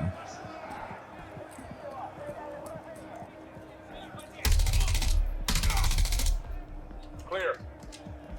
I think the big thing that they need to do with Call of Duty campaigns that all first-person shooters should be doing right now when it comes to campaigns, but Call of Duty should be doing this, is they need to make combat more interesting by making playing against AI more interesting. They need to expand the enemy AI's ability to fight against you, because in 2023 you're still just walking down hallways shooting at random dudes running into a room or standing behind cover or just standing there in the dark while you shoot them. Like, they're not doing anything interesting. Like, I feel like by now you could be making like really interesting scripts for the AI to follow. Yeah, but Call of Duty's Coca-Cola. You can stay tuned for more Modern Warfare 3 details and gameplay. This is a complaint I've heard a million times from other people that I've defended Call of Duty against, and now I'm saying it just because I'm looking at this and going like, it's the same fucking shit constantly. The story might be good, but like, and the set pieces might be cool, but like, the gameplay it just has not evolved in terms of the campaign. On Nightingale, the new shared world survival crafting game. I'm fucking so stoked for this game. After a few years of waiting, it's finally time to find out the early access release date for Steam and Epic Store. The Feywilds await, and so too Nightingale. Awaken your first portal and tread on towards that which is boundless, beyond the measurable. This is going to be a huge disappointment or like the best survival game ever. Struck by woe and lacking supplies, the question becomes, wilt thou be a survivor?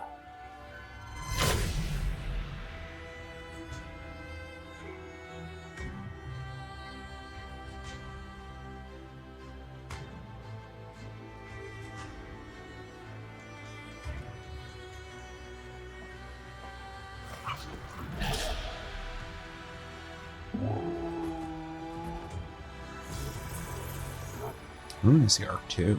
Regardless of which portal variety you favor. I think they finally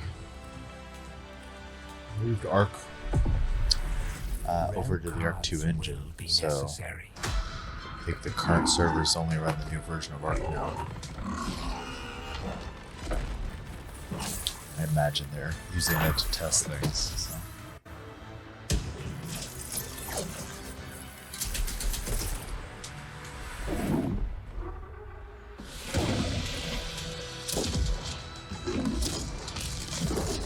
I'm kind of blown away by the scale of the enemies.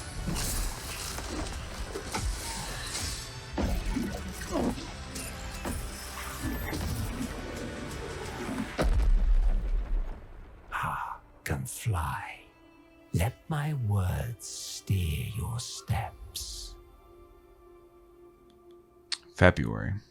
Not too far away. I am stoked for that.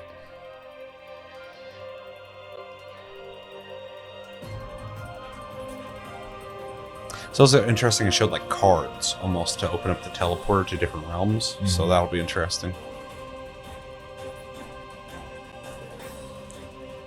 It's grand blue. Yeah. The astral realm is Lilith's home. It is the one that's actually just like a game, right? Yeah, I think so. Yeah, I'm interested in this one because I love the art style of Grand Blue. Yeah, it's cool looking for sure. I even thought the fighting game with its like adventure mode and stuff was like kind of cool. It wasn't enough to keep me playing it, but I like appreciated it. I think the fighting itself wasn't that great, but I liked what they tried to do. I sense something, but I can't put a finger on what. That doesn't look right from up here. Oh no. Feels like overkill for a glorified treasure. It's toes to kill it. Oh, primeval god, I beg your forgiveness.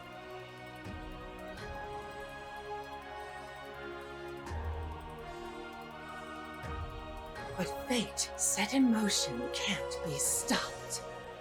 Deliver us from grief and sacrifice. That looks pretty cool. Fulfill my It's in a weird area between being like a AAA looking game and not being, because the scale is like big and crazy, but some of the animation's a little stiff. Met new people. But you've always been there to protect me. Well, I mean, it's just a gacha game on a web browser. Sure. So doesn't change how I'm going to judge any game. Sure, I'm just their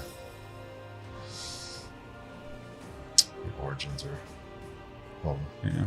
I mean, they made that fighting game too, which also felt almost as good as like a normal fighting game that's been established, but also felt like the first attempt at it. Immortals of Avium.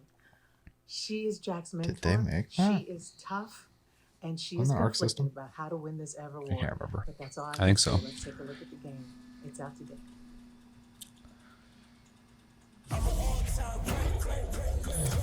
I'll likely pick this game up when it's on sale, but I was surprised to see, we talked about this before, but reviews for this have been better than I thought they'd be. So Everyone that can fight already is. is this trailer just really quiet? Yeah. Still losing.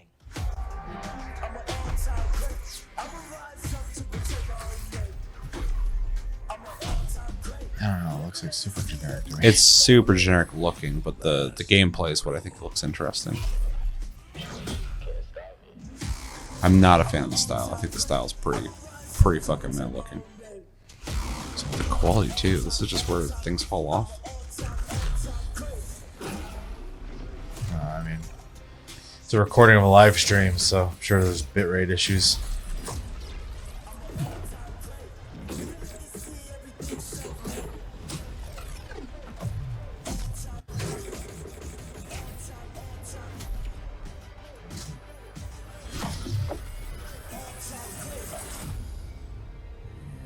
There's nothing for me.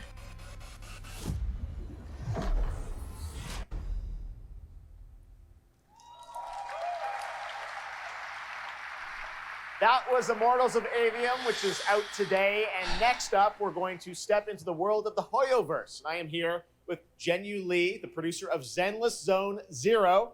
Jenyu, welcome to Gamescom. It's great to have you here. Thank you. Yes, fantastic. It's a great honor to have you here. We've been very excited to hear more about ZZZ, the next game from the Hoyoverse. Translator. The Hoyoverse. I was like, what the hell is that guy doing? Putting a spell on him? Gamescom for this ARPG? 非常荣幸今天来到 Gamescom 这个舞台，并且给大家带来了我们的作品《绝区零》，是一款都市幻想类的 ARPG 游戏。 I'm incredibly honored to be here tonight, and I've brought one of our newest products with me today, which is Zenless Zone Zero, an urban fantasy ARPG. 距离上次我们给大家分享动态已经有1年时间了。 我也知道大家非常着急，想知道我们新的一些研发进展如何，所以这次我们想借助这个舞台，给大家分享一下我们新的研发中的内容。 So I know it's been a while since we've given you an update on what we've been working on, and that's why I'm particularly happy to be here today to give you an update on the people who play the progress video that we've games have made just been with playing 接下来的 PV Honkai, 会有我们 so. 新制作的战斗机制和我们新的都市交互系统，希望大家喜欢。 So we've brought a trailer with us, and it shows you some of the urban environment that we've been working on, and also some of the dynamics of the game. I hope you like it. Excellent. Thank you very much. Here you go. Brand new trailer for Zenless Zone Zero at I've Gamescom. heard of this.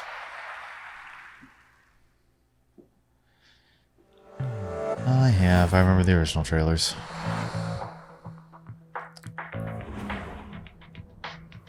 Definitely throwing around that Genshin money.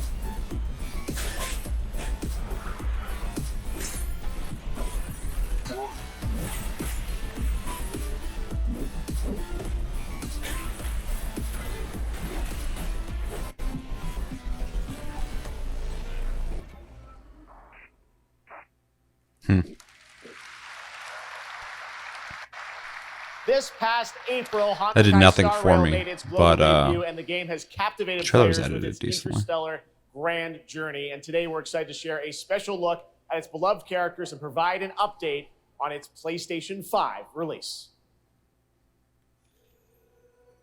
The Lawful's reconstruction efforts are ready for inspection. General Phenomenal Fushuen. voice acting.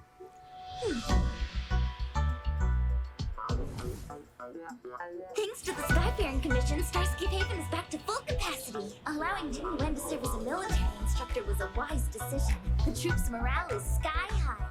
And the Realm-Keeping Commission has completed repairs in Exalting Sanctum. Harmony has returned to the Cienjo. I don't remember Exalting Sanctum ever having one of these. What manner of evil transported us here? Great work, General! General 1, Demon 0. Please, please, please, please. Plan B.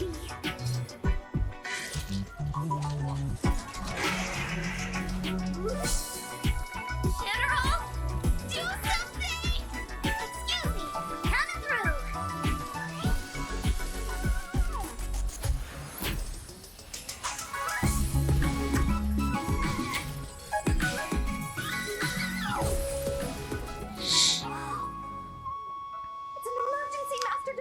Man, ever since Call of Duty, I'm a little checked out on all things being shown. Trained in days. Looks like I'll have to help Jimmy Wen get these slackers in order. You have nowhere to run. It's random cutout. We got still more Hoyoverse for you. Genshin Impact is nearing its 3-year anniversary, and the game just released its 5th nation, Fontaine. Here's a look at the nation surrounded by water, plus the announcement of a brand new concert series coming, hopefully, to a city near you.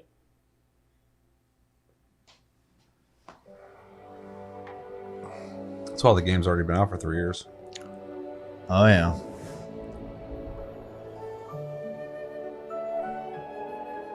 Still the highest revenue mobile game.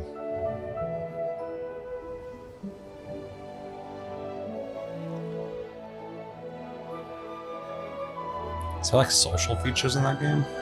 It's multiplayer. I know. But like, do you do anything? Because when I played it, people just run around hitting things. I mean, I played it in year 1, This is so no time I for can't comment on the current state of the distractions. game. Seriously, you have a great magician standing right here. Kind of. Don't really pay attention to many Hoyoverse titles, so. I pay even less attention. That's what I'm trying to figure out. What the fuck this game even offers.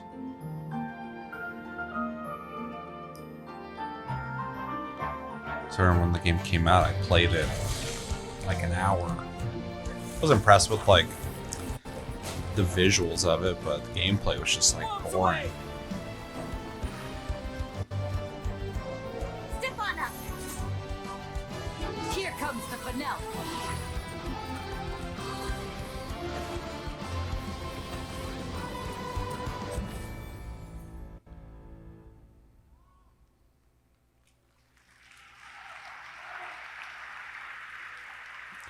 Damn, not Seattle. This October, Lords of the Fallen releases an RPG adventure where he plays a Dark Crusader who can access a parallel dimension, the Umbral. Here is a first look at the brand new story trailer for Lords of the Fallen.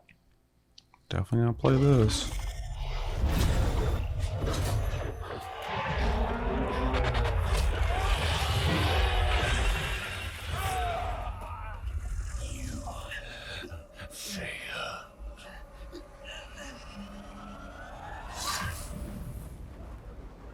I look upon you with pity, my lost child.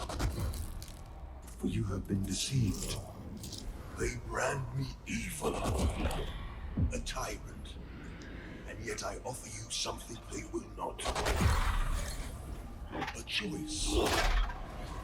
After all the time mankind have had to shape their own destiny. See what they have made. That is such a better looking game than the first one. Oh yeah.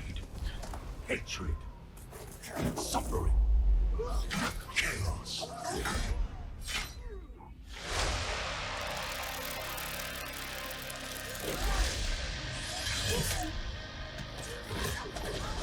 Now you win. Yeah, I'm only complaining about this game so far. I watched some gameplay of the co-op, which is going to have like just straight up no gimmick co-op, which is dope. But I was watching when they're hitting enemies, and it doesn't seem very impactful. The person was like swinging at them with daggers, and they're going like the animations look great, like, and the person's getting hit, but like there wasn't like a lot of like sound for the hits that was like satisfying, and the character didn't look like they were getting hit as much as I would have liked. But that's something I can overlook. It's not a big deal, but that was one thing I kind of noticed. Otherwise, I think everything looks pretty cool with that game, and that co-op has me really interested. This co-op? Yeah. Yeah, that was my smooth transition.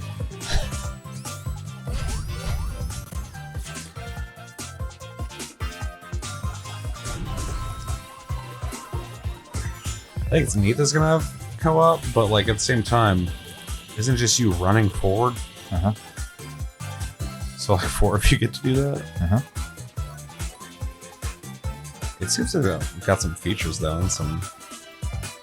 Oh, that's kind of neat. Kind of reminds me of the old games, which makes sense.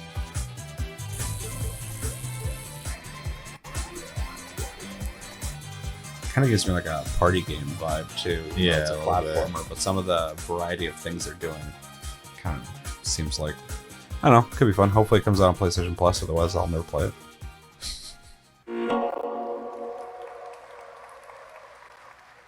Looks amazing. October is going to be a very crazy busy monitor month setup. for new releases. And yes, there will be full 4-player co-op gameplay. Did you see the Sphere in But that is not Las Vegas all the Sonic took news rain we have damage for you tonight at Opening Night Live. because it rained there because of the also hurricane. have a special update for you. Yeah, one of the made it that far. it's like a triangular panel area was just blinking while the screen was still going. And I was like, yeah, they probably didn't think about rain a whole lot. I know it does rain there, but apparently they didn't. Oversight. Yeah. Cinematics do not represent gameplay. Really? This doesn't? Whoa. It's fucking wild. Why is Eggman with you? I don't know. I didn't play this.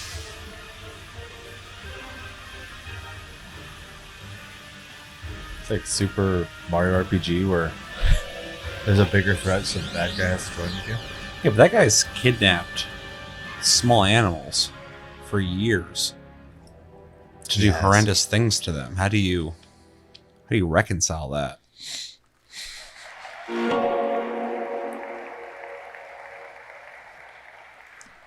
Hello again. What's up? It's so amazing being here at Gamescom. What are you gonna with talk all the about? game devs, publishers, and of course the fans.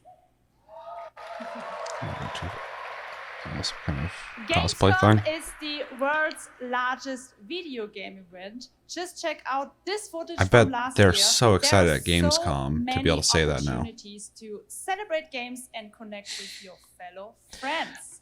And Yeah. earlier, I mentioned the Gamescom cosplay area, where you can see amazing game-inspired costume, just Yeah, like the only these. thing we really have left is PAX. It's like when you're in the military and whoever's Now like over I'm you. here Like, with Mochi it's kind of a Dragon, horrible example, but like if they die, you get promoted. Rainbow Raven, That was quite an example, yeah. Like this is what it reminds me of here. It's like Gamescom is just chilling. All of a sudden, E3 just like is gone, and they're like, "Oh, Mochi we're the Dragon. biggest one now." Can you tell me how you choose a character to cosplay? For me, there are 3 things required in order to decide on a cosplay. The first thing is, do I like the game or the media where it's coming from? The second one is, do I enjoy the character design? And the third one is, does it have a little challenge in the cosplay making progress? Like sewing a corset like my princess has here, or imitating bone structure with foam. And what makes cosplay at Gamescom unique for you? For me, it's definitely being able to play all of these awesome games in cosplay at the booths of the developers, as well as talking to the producers of the indie games, like having first-hand conversations, and of course the cosplay village. Thank you so much for sharing your costumes with us, and I wish you a great, wonderful Gamescom. Thank you. Yeah, Applause. I mean, got 4 people standing in front of I imagine, a relatively large crowd showing off their work. So Before I go, I would like to tell you about the Gamescom event arena. Friday through Sunday, there will be live shows from this stage right here in this hall. Check out creators, gaming events, and esports competitions live from Cologne or tune in online. Join and follow us on Facebook, Instagram, TikTok, Twitter, Twitch, and be sure to use the Gamescom hashtag 2023. Thank you so much. Descendant, a next-generation action looter shooter from Nexon. The crossplay open beta is going to be held September 19th to 25th. okay, I think it's on First Descendant. I cut the beginning of that off. no, I meant We more must so follow the will the of open the beta thing. ancestors. But Accept your calling, descendant. The descendants are risking their lives for us. it's so weird because they were just like gone for a while. Mm-hmm. Like they were just doing mobile games. Yeah. Give your lives for Although I did play a lot of Blue Archive, so It's the Ironheart. This could wipe out all of the Vulgus, right? It's so cool. Conquest that's descendants pretty have wild. shared the sanctity of this great place. Despite their efforts, humanity is still at risk of extinction. And you are the only chance we have.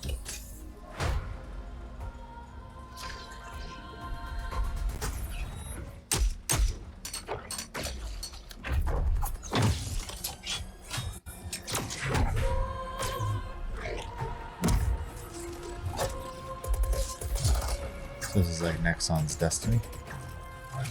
Yeah, I think someone said it was like a looter shooter too, but I don't remember. I like the visual style. I mean, a Destiny lot. is technically a looter shooter too, so it's not, Yeah, that's why I made that comparison. Yeah. It's gameplay wise going to be probably the closest thing. Yeah. There's a grave walker. Really liking the armors. You remember seeing this before? I mean, I vaguely remember, but And this is definitely the most gameplay I've seen so far. the visuals are kind of right up my alley. So. Yeah, it looks cool. I'm a little worried because it's likely going to be a free-play game, so yeah, I don't know how they're going to handle that. Probably not in a way that I'm going to like, but it's definitely something I'm going to try out. Think about everything too. Better be crossplay. They said that at the beginning. Okay. They're going to be doing a crossplay test. Good. Everything's fine. Great. How are you? Tired, but in a good way. Busy. Unitrench is still Unitrench. I'm worried about you. I heard there was a storm coming. I told you. Pause. I'm worried about you. I still need time. Time to what, Stan? Because as far as I can see, you're just treading water. We're upping the extraction rate. This game might be good, but I have like zero interest in it. I don't expect you to understand. Like every time they show it, I'm just like, underwater, dude. I need you with me here. It's not gameplay I really want to experience. I will be. Yeah. Visually, it looks alright. because that's the one that kind of threw us off. Because You're that right there. involvement. On the verge of something special. Of being first into great unknowns.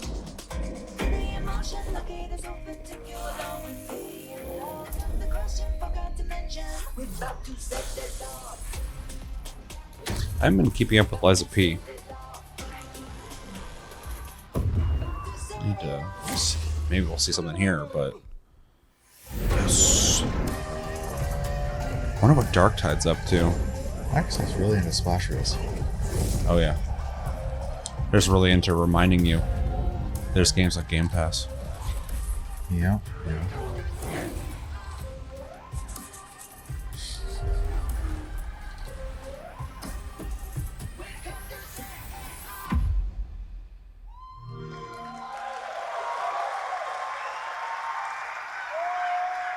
Joining me now are Troy Baker, Roger Clark, Julia Brown, the stars of Fort Solis, which is out today on PlayStation and PC. What is it? Guys, welcome to Gamescom. This is so fun. Tell us a bit about this project. What can you tell us about? Oh my God, look at these people. You guys are insane. Yeah!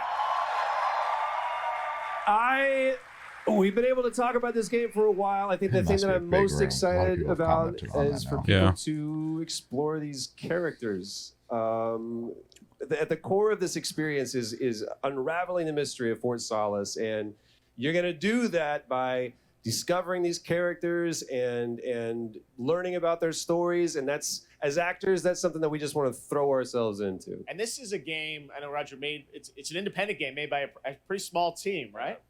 10 people, 2 years, 0 delays. We are very excited to share with you the world. Fort How'd they Solis afford today. Troy Baker?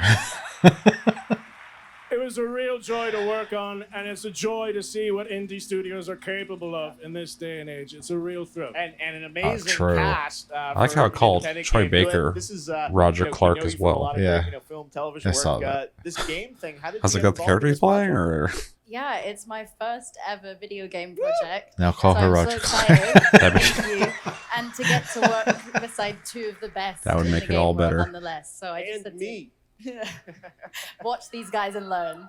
And you guys did full on, performance capture. We see a little tease of your character there, Julia. What can you tell us about kind of what we're going to see in this launch trailer? Because it's an amazing narrative experience, right? This sort of, an independent game, but done on a big production value. Yeah, go Roger. You know, one of the best things about working with Troy, I remember coming in from lunch and we were doing the mocap, and I walked into the foyer and there I see Troy's butthole. I mean, the hole is butt made.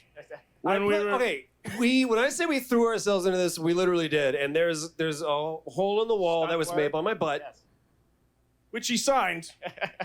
And And I Julia, I sold know on eBay. it's a little mysterious what your role is in this game, right? But we have to play to find out. So I play Jessica Appleton, who's an engineer working on Fort Solis, alongside Jack Cleary. Show it. And they're going to have a night that they will never forget. Ooh. This And is it's it. a This is all we thrilling get. ride. Well, let's get a little tease of this. It said it's out I today. lied. Here is the launch Right now. trailer for Fort Solis. Thanks so much, guys. Our pleasure. Thank you, Yes. guys. Thank you. it's a lot of awkward moments on stage in this opening night live. People forgot how. En route to Fort Solis. Apparently. The Planum Quadrant responding to an alarm. Suspected power failure. Await further information. Recording submitted. Is there no sign of security? No.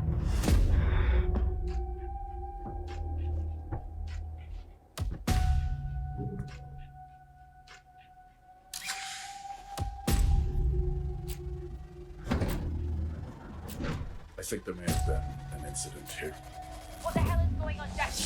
You need to leave and let Central handle it.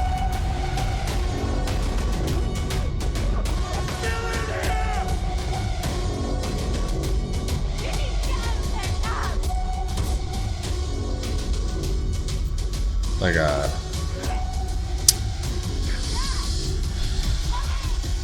don't want to quite say horror, thriller. Seems like it. Looks interesting.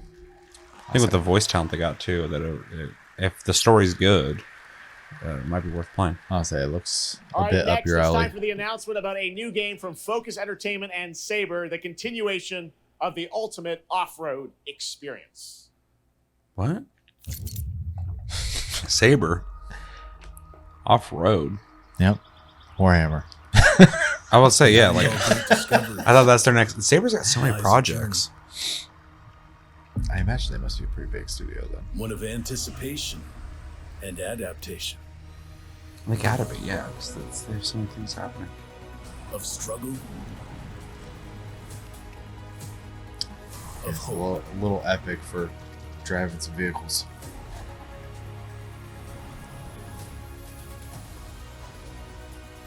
Each step matters. For every obstacle, there's a solution.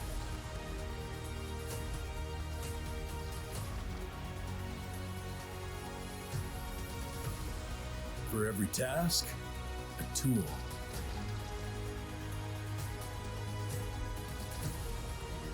When you're playing this game, it better have music playing like this. This is the most epic song of the night. For every destination. And it's just feels slowly driving through mud. So there's no speed, only torque. Yeah. I've never played one of these games. Is this a series? No, just any of these games where you gotta, like they advertise Snow Runner and Mud Runner, whatever the fuck. All right, our next stop. So the there's Crew games like that where it's like Motorfest, about the a vibrant terrain you're open driving on, world, not about welcomes the to speed. The ultimate festival for car lovers, Motorfest. Here, This game is gonna fail. trailer. I'm just gonna throw it out there.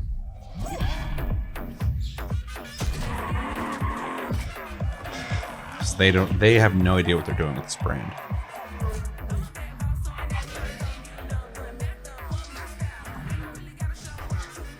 I feel like Ubisoft's just kind of surviving off of Rainbow Six residuals.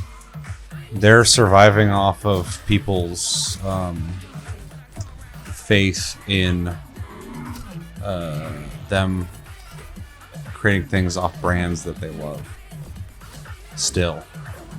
But like I'm pretty checked out on Ubisoft, which really sucks.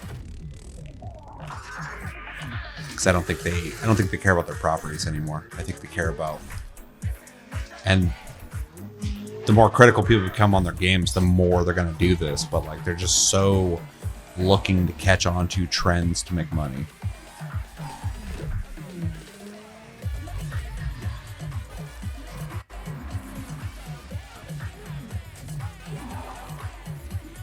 I'm skeptical of that buggy that jumped off the hill. Because the Crew, the last one, had like no physics. It just felt like I was a car glued to the road, and the driving was super robotic feeling. You're going to play it on September 14th. That game gets 9s or 10s. I'll look into it. The Crew Motorfest comes out September 14th, and the brand new Lamborghini Revuelto is on the cover and playable. And we have a special ONL announcement for everyone watching between September 14th and 17th. A free trial will be available of the game, offering 5 hours of gameplay on all platforms for the Crew Motorfest. For a second, I was like, "Look, the game looks pretty good. What happened?" All right, moving on with CD Projekt Red gearing up for the release of the Cool. spy thriller expansion. Wake me up a to little bit here. Cyberpunk 2077 Phantom Liberty on September 26th. The studio is ready to It's a share a great new look utilization of that at the wide screen. range of overhauled mechanics coming to the game. And as you're about to see, I mean, a lot has changed. earlier when I mentioned Let's it too, check this out. what they had for Sonic was just the level across yeah. the screen. I was like, oh, that was good use of that. Okay. Yeah. Let's go. That was crazy. I didn't My know they would favorite do something mark. like that. Welcome to I Dogtown. don't think that you could. No, I know they're gonna do something like that. Like I never assumed. You know what to do. Get your ammo, assault rifles, tactical gear. And thinking of buying some iron.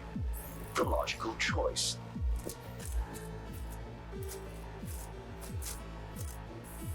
Damn. That was a really cool looking gun. Home stretch. Getting a Ripper to overclock your chrome before the fight? Redesigned. Not a bad idea. Okay, I'm ready. Get this show on the road.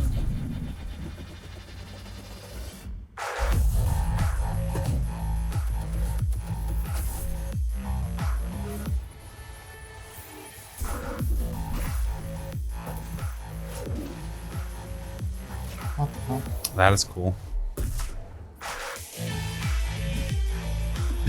Damn, the way he just stopped. That was fucking sick. Relic skill tree? They're redoing the fucking blinking flights apparently. What the? That was cool. Job done. Premium work, V. I'm closing the gig and sending you a little bonus. Something that will spirit you home. Bro, that little one was dope. That one's dope. Hunter, good luck.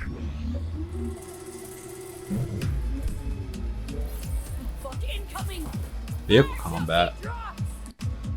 I would say they need to make driving more interesting in the game, so that's... Oh shit, hacking him while you're cool, driving yeah. too?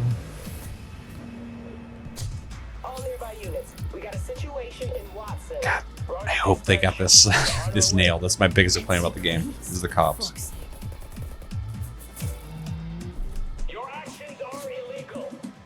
Let me put it this way. It's cool. They got roadblocks. No gun, no fun. Alright, so they're like really revamping the driving aspect of the game. Time to tilt out.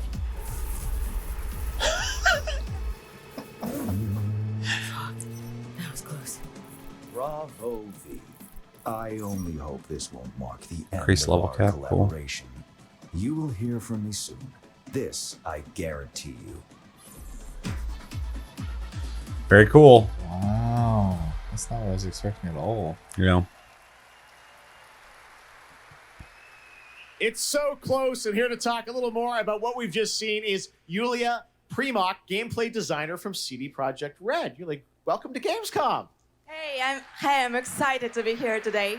Well, we're excited to get in depth about what we just saw because there are a lot of upgrades coming. We just saw a lot of upgrades and changes that are coming to Phantom Liberty. Where do we even start? So basically, we've prepared a major overhaul of the gameplay experience. So for example, with our absolutely redesigned perks system, we prepared many cool playstyles and many cool abilities to try out. For example, deflecting bullets with your katana, or just robbing your enemy and throwing that enemy around. I love and on that. top of that all, Bonks we him in the also head, he just prepared shuts new off relic basically. tree that will allow for to empower your cyberware even further. Wow. It seems like players, can even further customize their playstyle to suit their taste. We also saw in that video a lot about vehicles and how vehicular combat is even being upgraded, right? Exactly right. So vehicle combat is a massive addition. Players now will be able to shoot their guns while driving. They will be able to use mounted weapons and rockets. And on top of that, they also will be able to take remotely control over vehicles to, for example, crush them or into some group of enemies. Wow. And, sorry to interrupt. One more thing is that car chases are gonna be a new, renewed experience with the revamped police system. Okay. Well, it seems like you're upgrading, you said, across the board with a bunch of different things. And thank you so much for coming out to tell us about it. Like the trailer showed, I know you have something else to announce, though, that wasn't in the trailer, right? Exactly right. So I'm really happy to announce that a lot of what we've just seen in the trailer will also be coming to Cyberpunk base game for free for current gen consoles and PC. So it's just a system update. Right, yeah. 2.0 update. Exactly. All right. Well, I cannot wait to check it out next month. Thank you so much, Julia, for joining us here at Gamescom. That's next month. All right, tonight that's cool. I mean, they revamped the vehicles. They revamped a lot of the combat, especially making it seem like melee weapons are way more viable and interesting now with all that up close stuff. Is a spiritual successor to that's really classic cool. real-time strategy games like Warcraft 3 and Starcraft 2. Stormgate will feature highly asymmetric armies fighting for control of Earth's future. Today we have an early look at our second faction, the Infernal Host. Infernals live and die by the code of victory at any cost. They have a powerful advantage, Shroud, fields of dark magic that strengthen their armies. The lowliest Infernal units are the Worker Imps. You might think they're cute, but don't get too close. Between these powerful lumbering brutes and the fiends that they unleash, Infernals will sacrifice everything, including themselves, to emerge victorious. On the music front, the Chainsmokers are advising us on our soundtrack. We're working with composers like Frank Klepacki of Command & Conquer. We'll share more later this year, including some of the friends we've brought in to lend their voices to our co-op campaign. All must serve. Okay. That's what I gotta say about that. Gamescom always strives to help our environment, and all of you can help make a change with a donation to the Gamescom Forest. Now to present Gamescom Green Studio of the Year, please join me in welcoming Lisa Pack from Playing for the Planet. Lisa?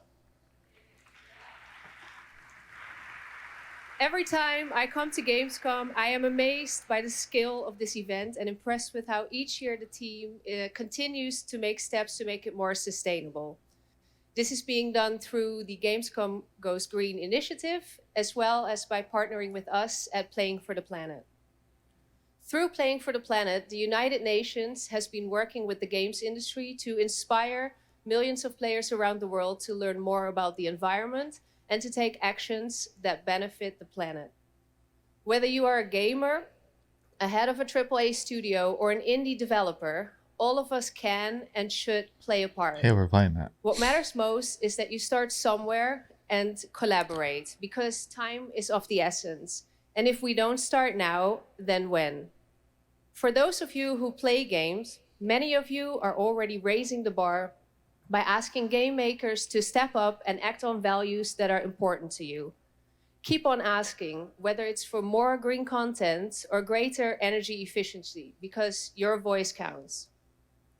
For this year's Green Studio of the Year award, we have been looking for bold, system-changing, innovative, and creative ways to tackle the climate crisis, and all nominees this year have done an amazing job.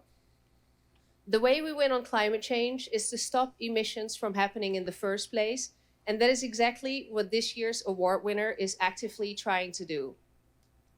The nominees for the Green Studio of the Year, based on companies that have submitted applications, are Frontier, Ubisoft, and Xbox. And this year's winner is Xbox. And here to accept the award is Phil Spencer, the head of Xbox. That guy's everywhere.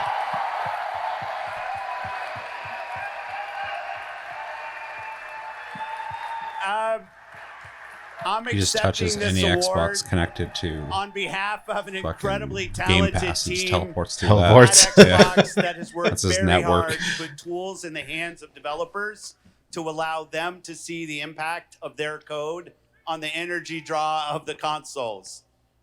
We do this so that we can all play while we continue to make the world a more sustainable place.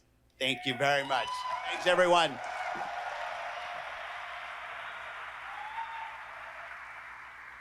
You're welcome, Phil. Congratulations to Phil and Xbox. Great to have that award in the show. Them changing the I'm now power here with saving Judd settings Cobbler, on the the founder and Xbox. CEO of 11th Hour Games. Which I thought Judd, was such this a is a weird big thing to- moment for you guys. Oh, ARPGs shit. have had an incredible year, but Last you're an independent Epoch's on studio here. that has been building this game for a number of years, and we're excited to tell your story. So tell us a bit about the last Epoch.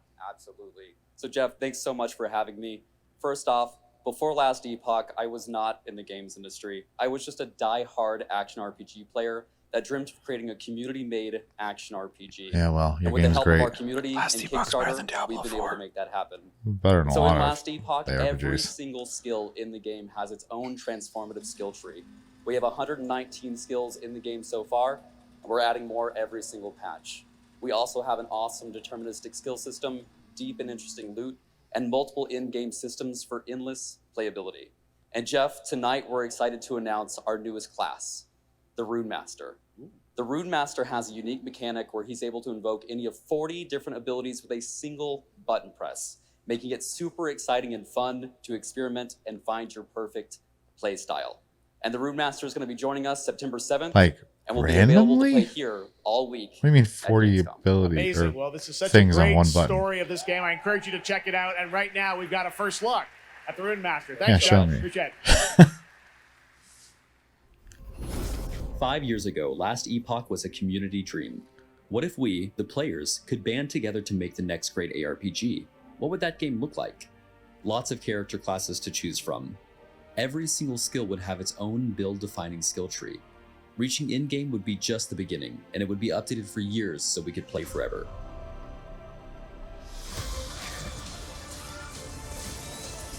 Last Epoch makes crafting and finding items super rewarding. Again, it's genius. I think this is the most innovation we've seen in a trade system in an ARPG in at least a decade. Less of the streamer faces talking.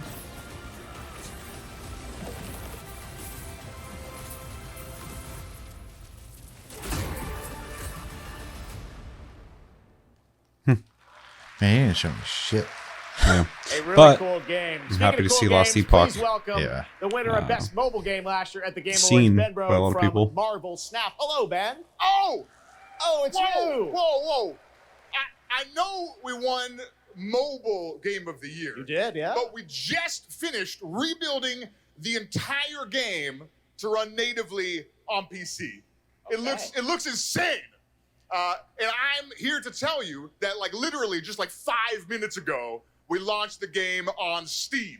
Okay, it's on Steam. Okay. Rebuilt. Now. Yes, that's Cool. fantastic. Now, I You're know wearing me anyone out. actually watched the show on Twitch. If you watch more than 30 minutes of ONL tonight, there's a special Twitch drop, a Spider-Man variant for Marvel Snap. And right now, we've got an I exclusive know. I forgot who cinematic it to was. show Somebody you I from know Snap. plays Check it out. Marvel Snap. Thanks, Ben. No.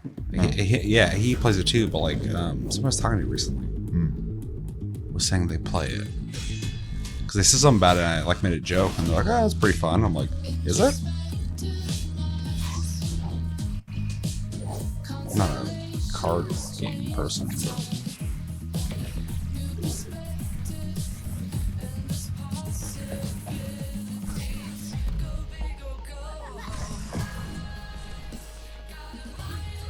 Bet right.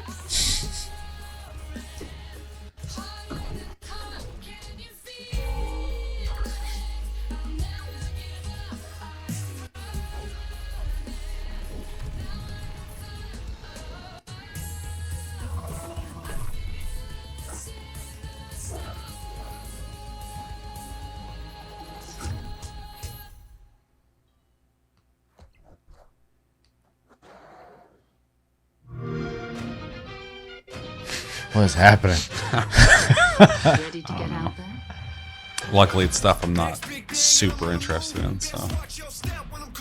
Didn't we just do a special? Oh, yeah. But Microsoft is just like, time to advertise. That came out. See the stars?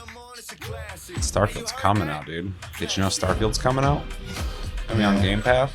Yeah, well, I don't have Game Pass. I pay for it for Starfield. I don't know if I want to buy it or not. Oh, what is this? What is this game? Oh, yeah. Sick.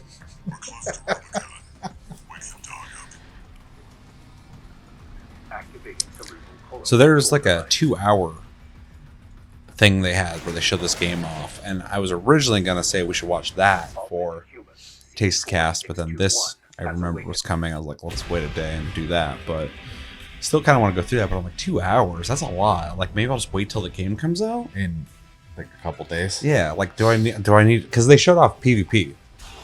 And that's kind of interesting. But I don't know if I want, like, I was kind of skimming through. I'm like, you guys just, like, for an hour played it.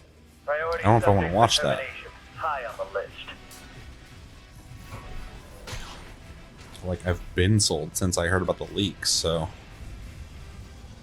I think I'm just ready to play it.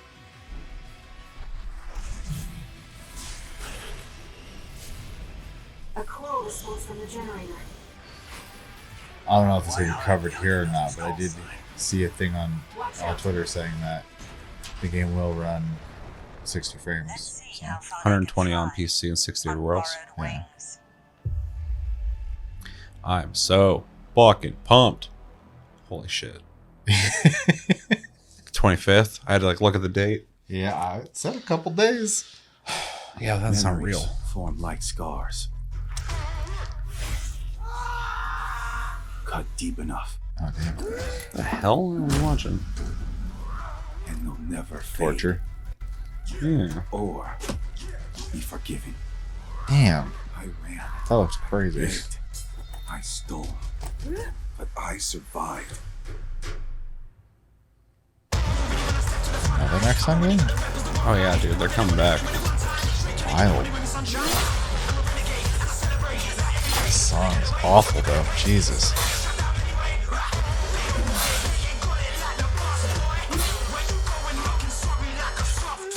This is choreographed well. Yeah. Yeah, like everything about it's at the fucking song so far.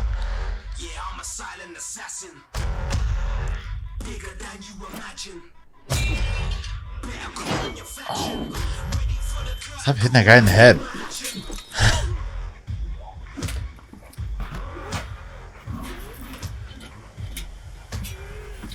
What's the gameplay like though? I mean, this looks like it's an engine. Yeah. It looks good. It doesn't matter who tries to stop me. Like, what the hell do you do? I'll cut my own path through it. I'll fight until I stand in the land of salvation. War Haven. Okay. That doesn't help.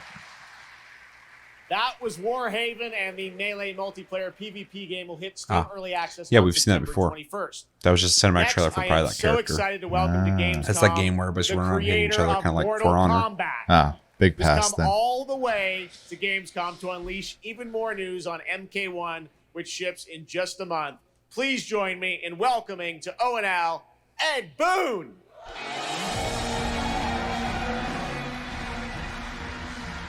It'd be weird to have just worked on Mortal Kombat your whole life. Hello, Ed.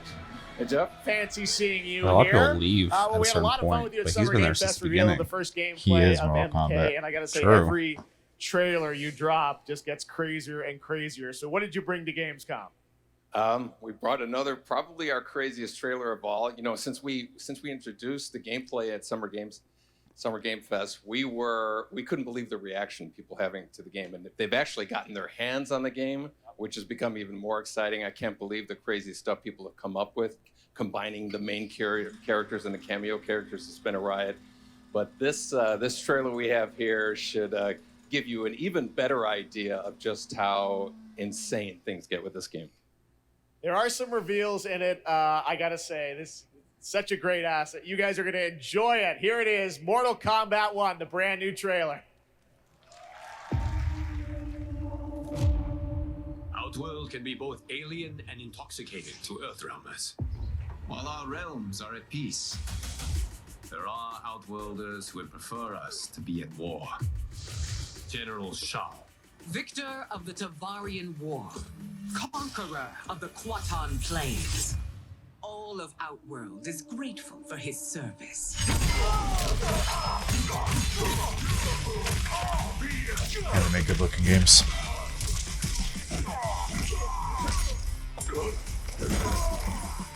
You would consign us to endless war. Better that than be Liu Kang's lapdog. Did not your illustrious father teach you that war is the last resort? Do not forget that, General.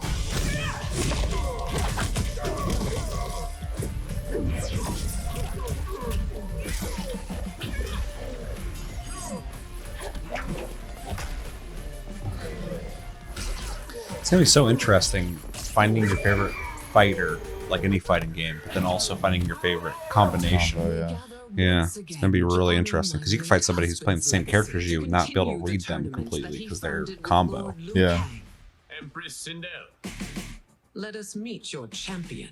Earthrealm's champion is Raiden, Your Majesty. Is it me, or is Earthrealm's champion scrawnier than usual? He has earned his place by embodying the very best qualities of Earthrealm's people. I am ready, Your Majesty. Whom shall I face?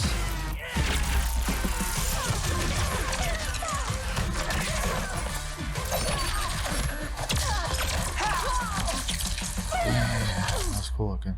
We will destroy your champion, Liu Kang. He will taste no victory.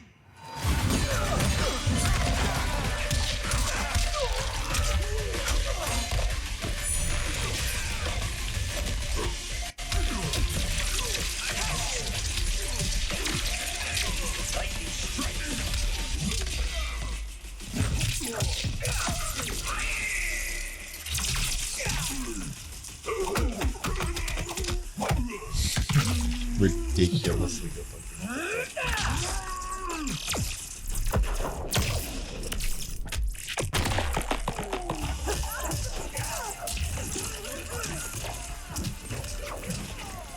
Yeah, this is the last Mortal Kombat. Didn't have me excited. I haven't even played it, but like this one actually really good. Yeah. Between this, Street Fighter, Tekken 8 coming out, I feel like we're finally in like a new era of fighting games for like the older ones. It feels like there's a generation now between the last generation of fighting games and these ones. It's more defined than years before. We also have people like getting into the fighting game market too, with like Riot making that Project L or whatever it's called. Yeah. And then and Guilty Gear is going into season 3 now. So. Yeah, I just realized what she did. Putting her hair in his arms.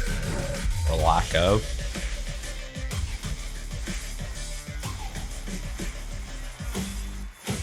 Yeah, looks pretty cool.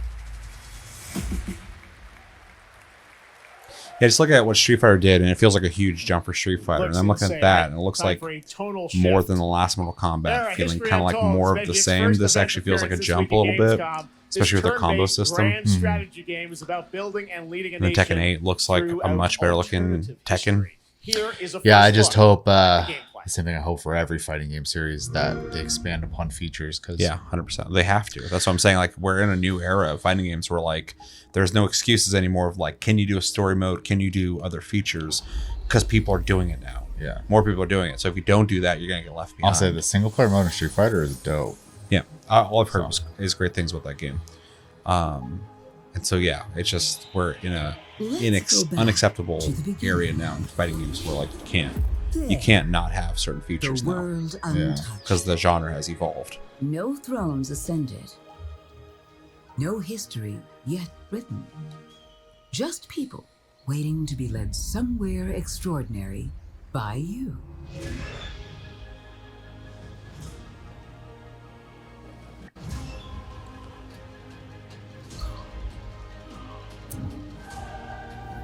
Oh no, this looks like something I would play. I love the way it looks, but if it's got good systems, it doesn't really matter. And if it doesn't have that horrible compression, bitrate problem. Yeah, I don't think games do that. Yeah. It kind of looks like a mix of like a City Builder. Yeah. Because it is. Yeah, that's kind of cool. It is cool. Yeah, this looks cool. I would. Because I love RTSs, but I also love like a Civ style game and city builders. And now I'm not a huge city builder guy, but I always appreciate them. Yeah, but if you're playing a city builder that has a purpose, yeah, to like, build up to, various. I mean, it's basically like any Civ game, except for you get to, be a little more hyper specific about like, what's going where and stuff. Yeah, so. it looks. I don't love the art style, but the gameplay looked cool. I don't like the art style of the last Civ, but that doesn't make Blizzard it not Civ. has had a long history here at Gamescom, and in its latest game, Diablo 4, it arrived in June and will be supported for years to come with seasonal content. With all Their first 5 season people of playing Malignant it. is now underway, but in a bit of a surprise, we're now about to share with you the first news on the next season coming this fall. Because the new season people are bitching about, so they got to get excited for something else. They say fuck is like Diablo 5. I wouldn't be surprised at this point, honestly. They got everybody hyped for Diablo 4 when Immortal got showed off, and then they're like, fuck dude, we gotta make Diablo 4. Apparently they're thinking of that. Yeah, in one of their streams for Diablo 4 this new season, they literally were like, we're not gonna make a season like this again. Because people are so upset with it. Yeah. It's just like, Jesus. But they were And then seeing like the reviews for Overwatch on Steam, Overwatch 2, it's like the most negatively reviewed game. I did hear there was some review bombing there, but yeah. Of course, it's a protest. But still, there's a problem. Yeah. If people are doing that. For sure. Blizzard fans are like, you gotta push them to do something like that. The average you know, We need something. it's pretty bad if they're doing that, because the Blizzard fan will make excuse for Blizzard all day. With all of their strengths and none of our weaknesses. Yeah, I just heard that some of that had to do with the them leaving. The closing the servers in China and stuff like that. And they'll I didn't hear that part. I heard a couple other things. I'm sure that's something to do with it, for sure. Hunts them. So funny because I just have not been like looking at this game at all. We are the beacon of I didn't know what I was looking at for a second. Yeah. Pierce through the hearts of the damned. But tonight, we hunt.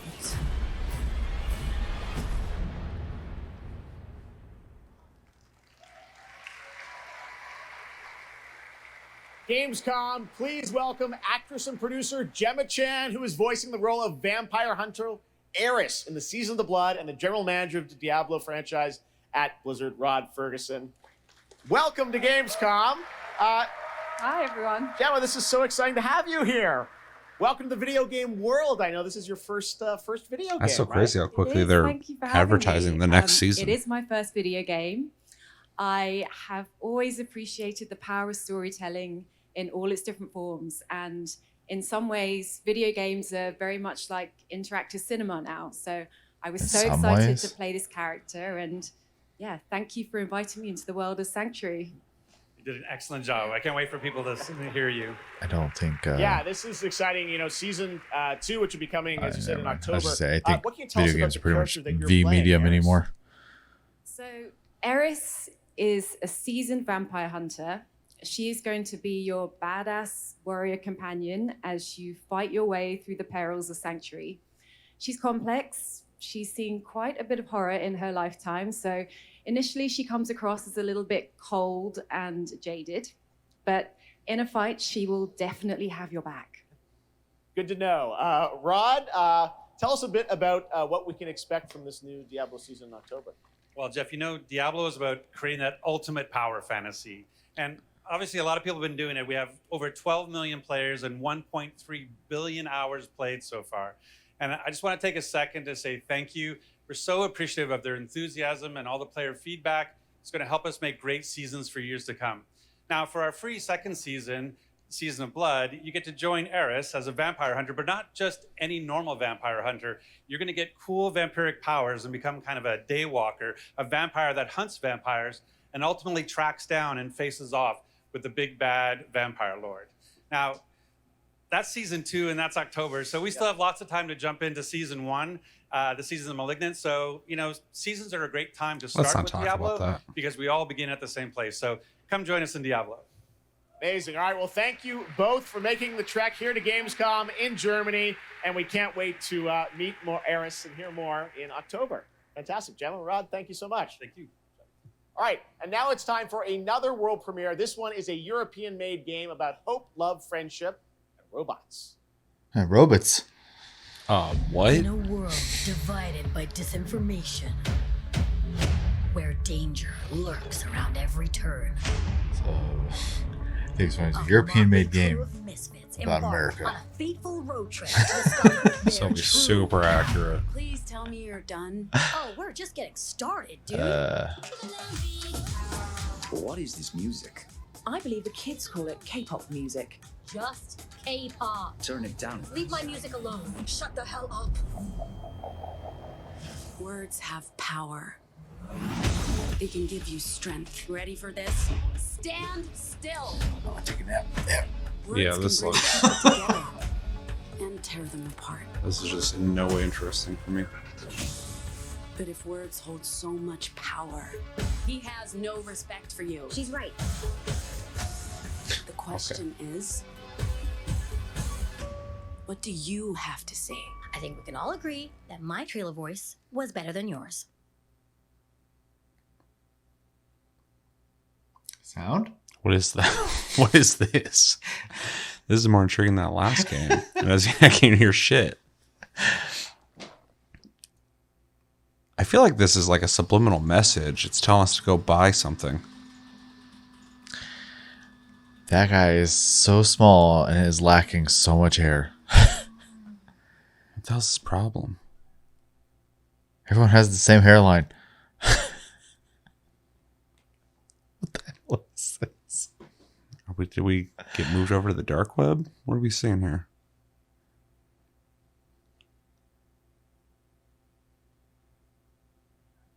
What the hell? This is intriguing. Good. Amazing, bold strategy as a trailer. No sound. Who needs it? That's a really fun indie game. Thank goodness you're here. And now to completely shift the tone again, I'm here with Sam Lake, who's going to take us to a very dark place with Alan Wake 2. Sam, welcome to Gamescom. This game is coming out in October, and it's funny they haven't shown so like anything on this game really, and in a way you kind of can't. Yeah, because I don't want to know anything about it. Heard a little bit of her side of the story, but everyone's been asking me, and I'm certainly expect you. What about Alan's story? What can you tell us about what it's like That's to kind play of tough as him? because the way the Alan Wake ends, I think it's like we don't really need to know anything about what he's doing. Thank you for having us here, Jeff. Yes, finally, it's time to show our title character, Alan Wake, and his struggle to escape the nightmare dimension of the dark place, where he's been for the last 13 years, ever since the first Alan Wake game. A long time. We've been waiting a long time to play another one. We're going to see some footage here, and I know you're actually using live action as well in it, right? And it's going to be kind of really blended together in a cool way. Yeah. So Sounds like Remedy. Dark Place is a dream reality, and it keeps drawing from Alan's mind, his thoughts, his fears, his writing, and he comes from New York City, and for years he has written crime fiction set in New York City. So now Max Payne. The Dark Place takes the shape of a nightmare in New York City, and we have used different mediums in our experience in our games for storytelling, live action for sure. This time around, we've integrated live action seamlessly into the experience to show the dreamlike nature. With that. Oh no, that was episodic stuff. Every single This game, I cannot wait. All their games have we don't live have to action wait so stuff long. now. It's coming in October, but let's take a look now For the most at the part. brand new trailer for Alan Wake 2. Sam, thank you so much. Thank you. Here we go. In a horror story, there are only victims and monsters. And the trick is not to end up as either. But trapped by the genre, we're all Epic's publishing it, so it's probably not on Steam. See, I think Control first came out on Epic. One of my all-time favorite writers, and guests on the show. He's here to talk about his latest book. Initiation tells the story of a fictional writer named Alan Wake, who is trapped in a nightmare, desperately trying to find the manuscript of a novel he has forgotten he's written. Did you write these pages, Mr. Wake? I'm trying to remember it. You're the killer, the cult leader. No! You've got the wrong bed!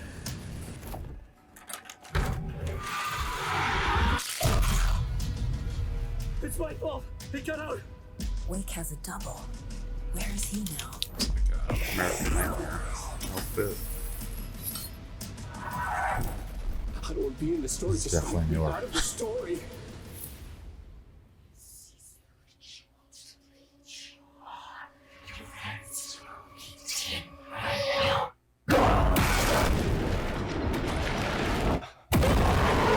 It looks so good.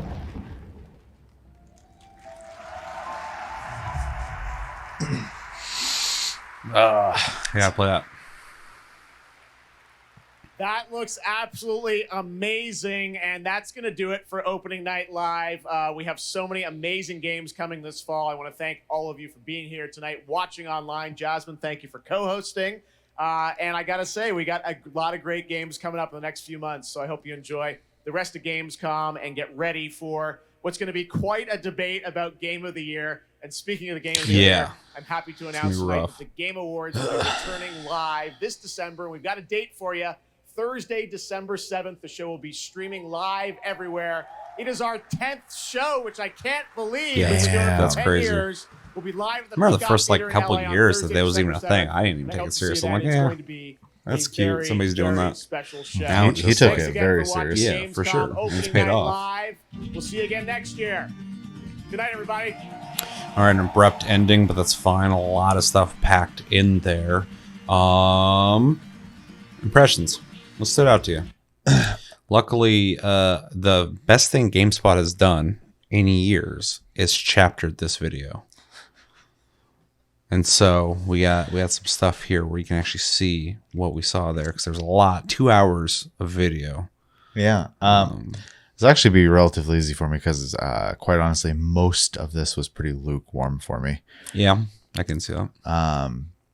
Crimson Desert was a highlight for me for sure. That game looks really cool. I just needed to play good. I get a little bit hesitant when a lot of these like free-to-play Korean games, even though this one isn't necessarily a free-to-play game, but I do worry about it a little bit because they're very much about the visuals and stuff like that, but there's always like systems I'm not a big fan of. Yeah. But this is not an online game, so I'm hopeful for it for sure. What else was in there? I kind of stopped following your cursor there. You're kind of interested in First Descendant, seemed like. Yeah, that looked cool. I like mostly the visual style of it. Obviously, it just needs to be a fun game, but the armor sets and stuff like that, I really like the look of. Yeah, a lot of Hoyo stuff, dude. Yeah, I don't care about any of that.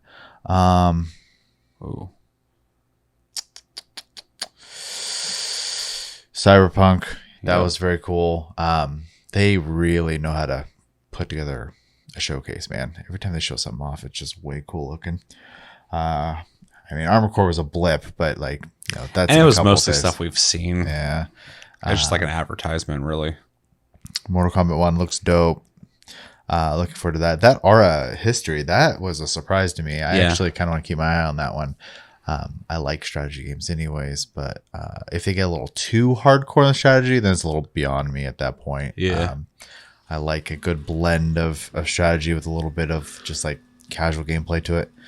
And did the new season of Diablo 4 that's coming in October get you so excited that you're going to change your mind and play Blizzard games again? No, I don't play Blizzard games.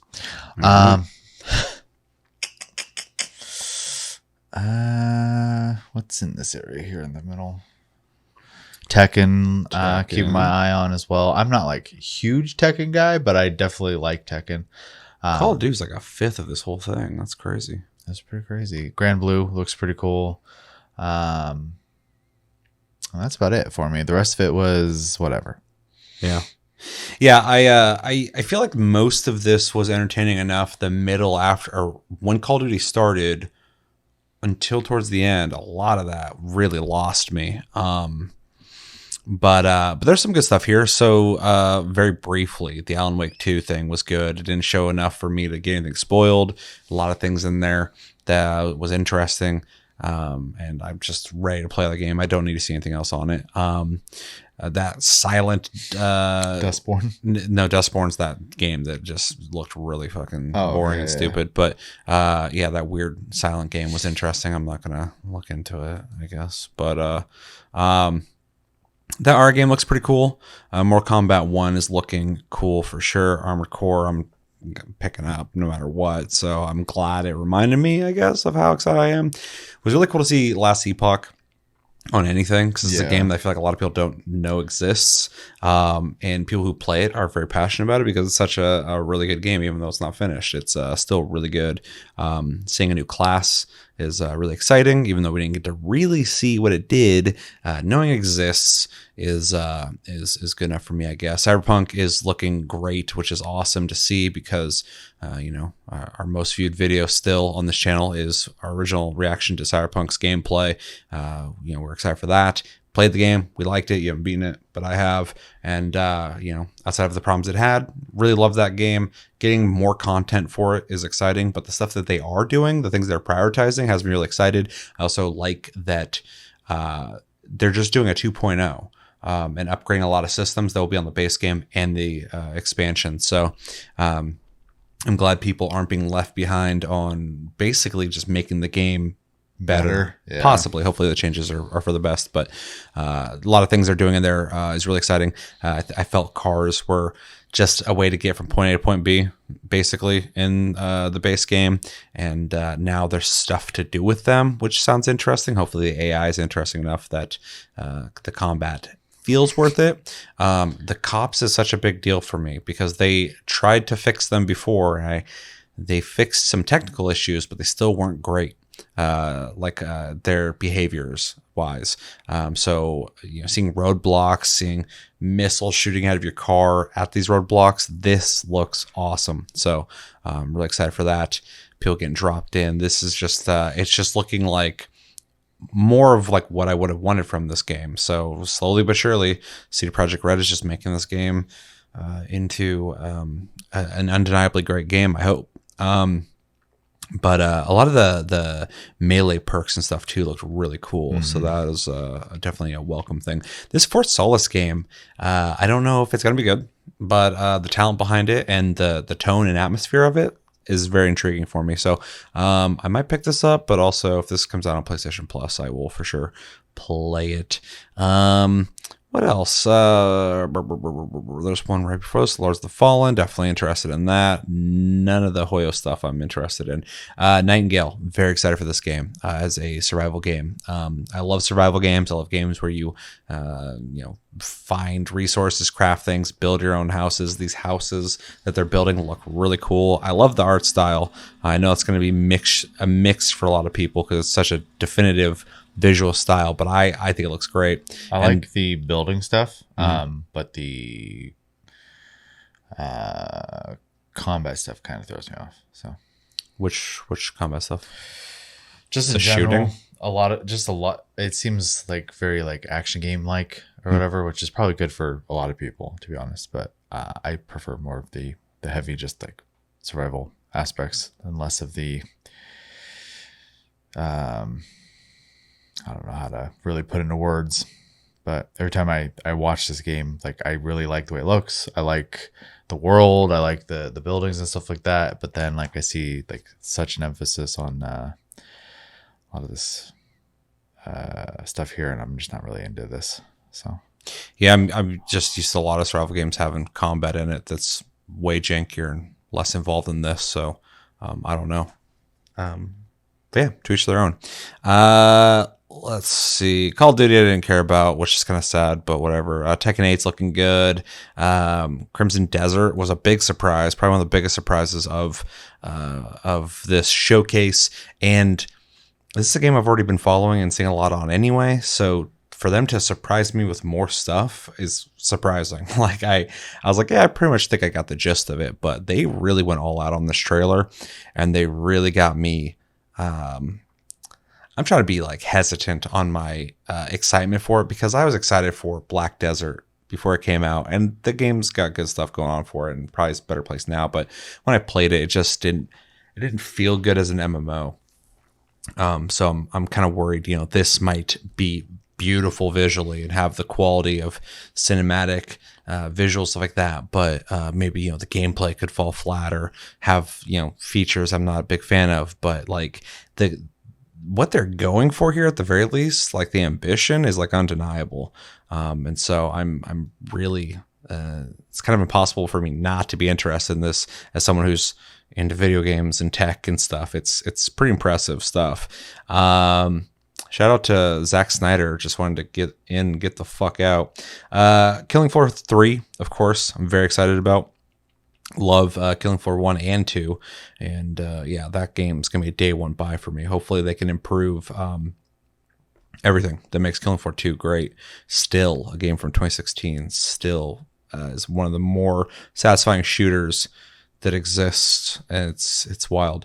Starfield. I'm definitely interested in Starfield. We didn't really see a whole lot on Starfield. We got like a piano song. We got a live action trailer. We got some stuff blipped in the background while Todd Howard talked and looked older than I'm used to him looking. Little Nightmares 3 with a co-op I think is pretty neat as well. I never played the second one, but the first one was neat. And I think a thing that would have made that game even more interesting for me is if I was playing with somebody, because there's a lot of little things in it that I thought were cool visually that I was just playing by myself. And the gameplay is like fine, but not amazing. And so, yeah, sharing that with somebody, I think would be a better experience, because there's a lot of really cool visual things going on in the original game, at least. But yeah, needed just a little something extra. But overall, it was a decent long opening night live. I feel like a lot of that could have been cut, but a lot of that I feel like was just advertising. I think they got, paid to advertise a lot of these games. All of it's advertisement, but a lot of it felt like, Microsoft showing off games that have been out for years, and that's fine, but a lot of this felt like that. So, they got to pay the bills, and I'm sure Jeff Keighley does not mind. He's got some big reveals in there, so, and some big, just trailers. So it was good overall, but not amazing. Not amazing. Just reminded me that there are some games that I really am excited to play. A couple surprises and some curiosities, but there was also a lot in there that I was just like checked out on. So yeah, pretty good. Overall, I would grade this a strong B-. Because there's some really good stuff in there, but also a lot of bloat in my opinion. So I don't want to give it a C though. It wasn't just okay. It was a little better than okay. So what'd you grade it?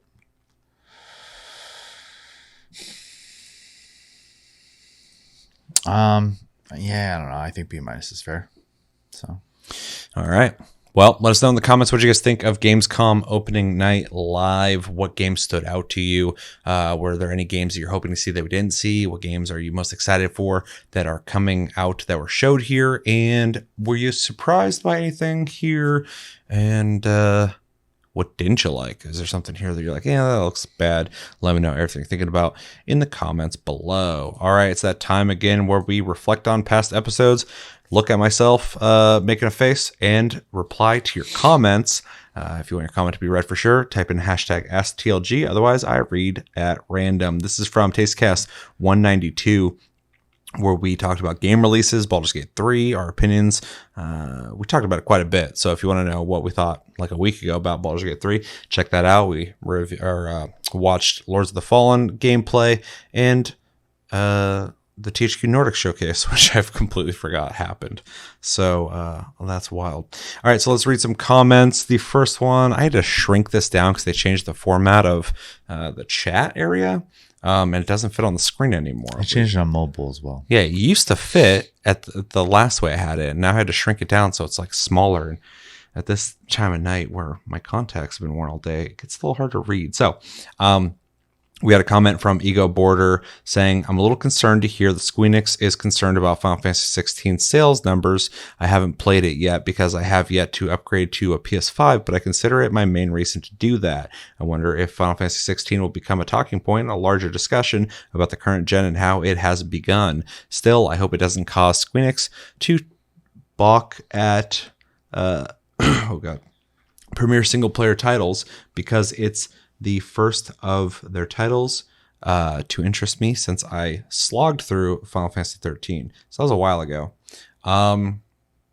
Response.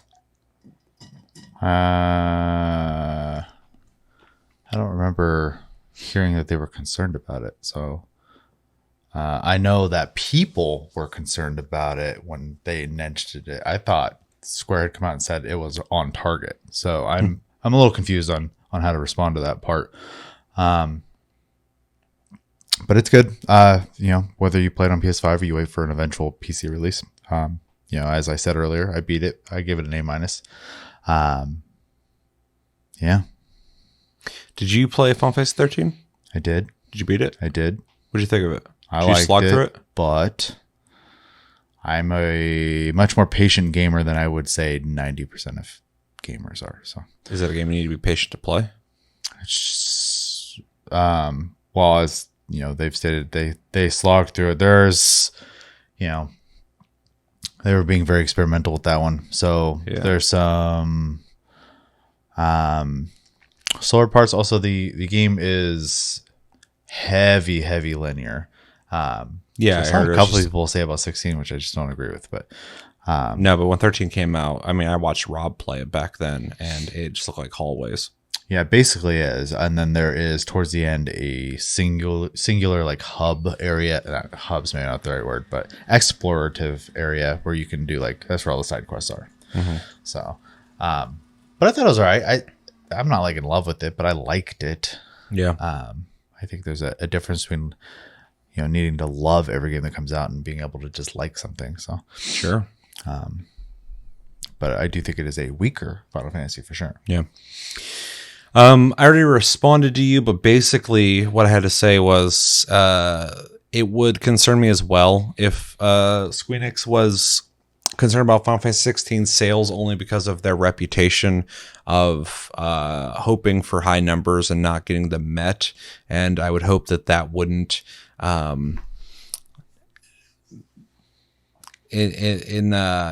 hope it wouldn't also inspire them to start making decisions that wouldn't be beneficial for the brands that we love from them. So if they're like, oh, we want this game to sell this much and it doesn't, like with Tomb Raider, they want to sell, it was, you know, the big thing. They wanted to sell a certain amount. It sold fine. It was successful, but they were upset about it. They had an unreasonable expectation of what it was going to sell. And we saw, you know, kind of where that went. And, you know, if there was an expectation of Final Fantasy 16, it didn't meet that, and they got worried about that, you know, that could affect Final Fantasy moving forward, and that would suck because I feel like they're on a pretty good track right now in terms of Final Fantasy games. So yeah, hopefully it's all good with them when it comes to that. I never played Final Fantasy 13, but the last one I was interested in was 15, and that was a weird situation. I've talked about it a million times on the channel. I'm sure you've heard me talk about it. But, you know, I started Final Fantasy 15. I thought it was like whatever. And then by the time I beat it, I ended up loving it. So, yeah, that was kind of, but that game I could easily notice, like, and be honest about the problems it has for sure. But yeah, 16 feels like a much more confident entry into the series, and you know, 14's been doing really well, obviously, and Final Fantasy 7 remake. Even though you know, some people have some mixed opinions on it, the quality's there. Like it's a quality game that does feel like it respects the original game. So yeah, I do feel like Final Fantasy has been on a good path for a while now. So hopefully 16. Was received well, and hopefully Square Enix is happy about it. Also, in terms of buying a PS5 and having a reason to do so, I think 16 would be a good reason to do so. I know. Oh man, there's some game. Oh, I bring up Rob again because for some reason, I guess he plays Final Fantasy, but also he was telling me I think he was going to pick up a PS5 for Armored Core, and I was like, Armored Core comes out on everything, but he said it's the reason he wants to pick up a PS5. So I'm like, more power to you, man. Like, PS5 is a good console, and Armored Core is definitely a game worth making the purchase for. So, but yeah, definitely check out Final Fantasy 16. I'd like to know your opinion on it. Not in detail though, because I haven't beaten it. But yeah. Anything else? All right, thank you for the comment, Ego Border. Moving on, we have Lich saying, the devs announced in a previous trailer that Lords of the Fallen will have full co-op and PvP. I haven't seen anything on the PvP yet, but I'll take your word for it. I did after when we reacted to that, when we were discussing, I was saying I was going to look into it, and I did. Like right after that, I looked into it and found I think it was an Xbox presentation that had just like a kind of a gameplay overview of the game, and in one segment of that they covered the co-op part, and I made a TikTok/short that is uploaded here if you want to see my my thoughts on the co-op. But I got filled in, and I'm really happy to see what they're doing with the co-op. It sounds awesome. I'm really curious about the PvP though, so I need to look into that. But thank you for clarifying and letting me know in case I didn't look into that. Do you have anything to add to that? No. Okay. Moving on, we got 76 Merrick saying, for me, Baldur's Gate 3 was nothing. I was looking forward to it, and it didn't grab me. Definitely overhyped for me. I think it has a lot of weaknesses. I was also very disappointed with the cut down character editor. I asked just to kind of keep the conversation going with that, because to each their own, everybody's got their opinions. Sure. And the game is very well received right now, so I welcome people, just going, it's not really that great for me. I kind of asked, well, what is like a character creator that or character editor that you prefer if you don't like the one in this one? And he said, or they said, that they play a lot of modded games, first off, so it gives them a lot of options, which I get. Then they also mentioned oh my god, excuse me, they mentioned Neo 2, which I thought was interesting, because Neo 2, you make your own character, and I haven't played it in a while to the point where I was making a character, but I remember it being pretty good. So, yeah, I thought it was really interesting. But, yeah, that didn't grab you and was overhyped for you, had weaknesses. I'd be curious to know what the weaknesses are for you, and that it didn't grab you. And also, if you typically play games like this, I'd be curious about as well, because I know some people have been critical of the game in terms of they don't like the gameplay element of it, but they like other things about it. They like the story, they like the options, but they don't like that it's a turn-based game that, these games come from. So, and with so many people putting their eyes to this game because of the hype, some of them are going to try it. Some of them are going to go, holy shit, I've never played a game like this, but I love this. And some of them are going to go, well, why are people talking this up? Because they're not into the genre. Sure. And that's fair too, as long as you're nuanced and fair about why you don't like it and honest. So you should, and not you specifically, but people in general should be a little more aware of what they're spending their money on before they spend it. So yeah, we always advocate, be an informed consumer. Always know what you're getting into, because I see a lot of times people buy games they don't know anything about, and then they're surprised, and it's like, you could have watched something for like 15 minutes on it, but sometimes they don't. Anything you want to add to that? I mean, really, as long as you gave it a fair shot, and if you didn't like it, I mean, that's totally fine. I mean, that's an opinion. So I will take, anytime there's like a popular game and someone goes like, that didn't work for me, it had some weaknesses, it didn't hook me, I'll take that any day. I'm like, okay, well, sure. It wasn't for you. It's cool. So when people are like, that game's shit, it's like bad because I didn't like it. It's like, well, let's try and reframe the conversation a bit there. That's just a boring way to. It's super too simple. It's so simple. Yeah. Versus like, there's plenty of popular games that come out that I'm not a fan of.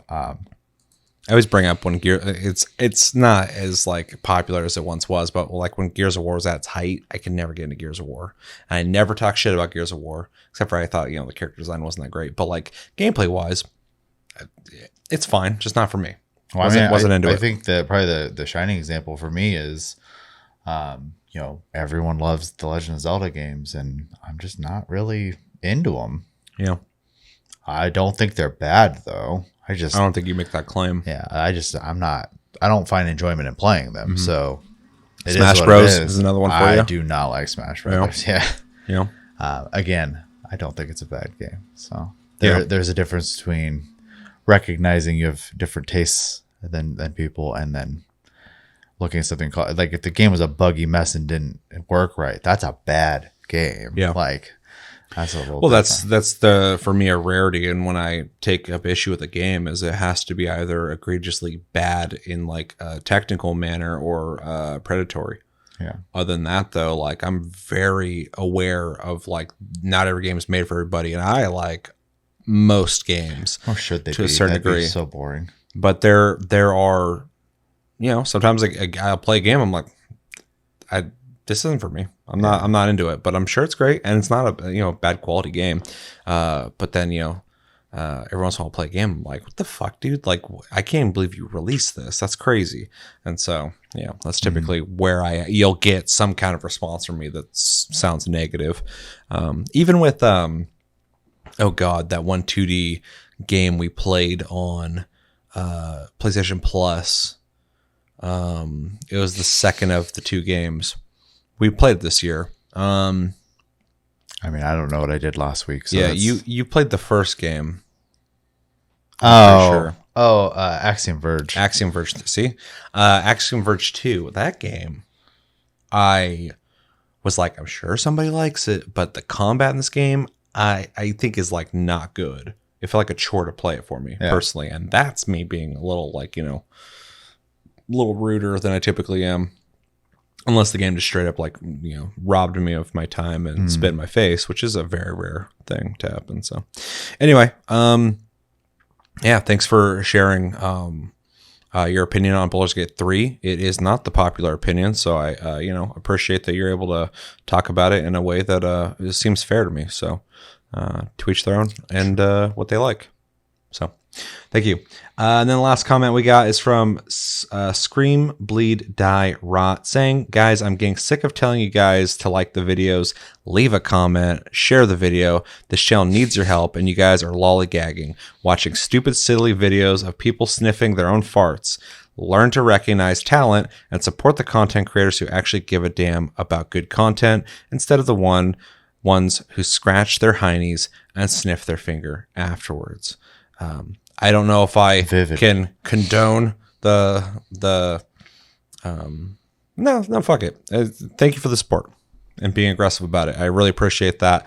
And you're always really good about getting after people for not liking the videos, which helps us a lot, not commenting, which helps us a lot. And we love hearing from you guys, and sharing the videos with their friends, which helps us a lot and gets us seen by other people. So, but yeah, very, very descriptive, but appreciated, and always enjoy your comments and your support.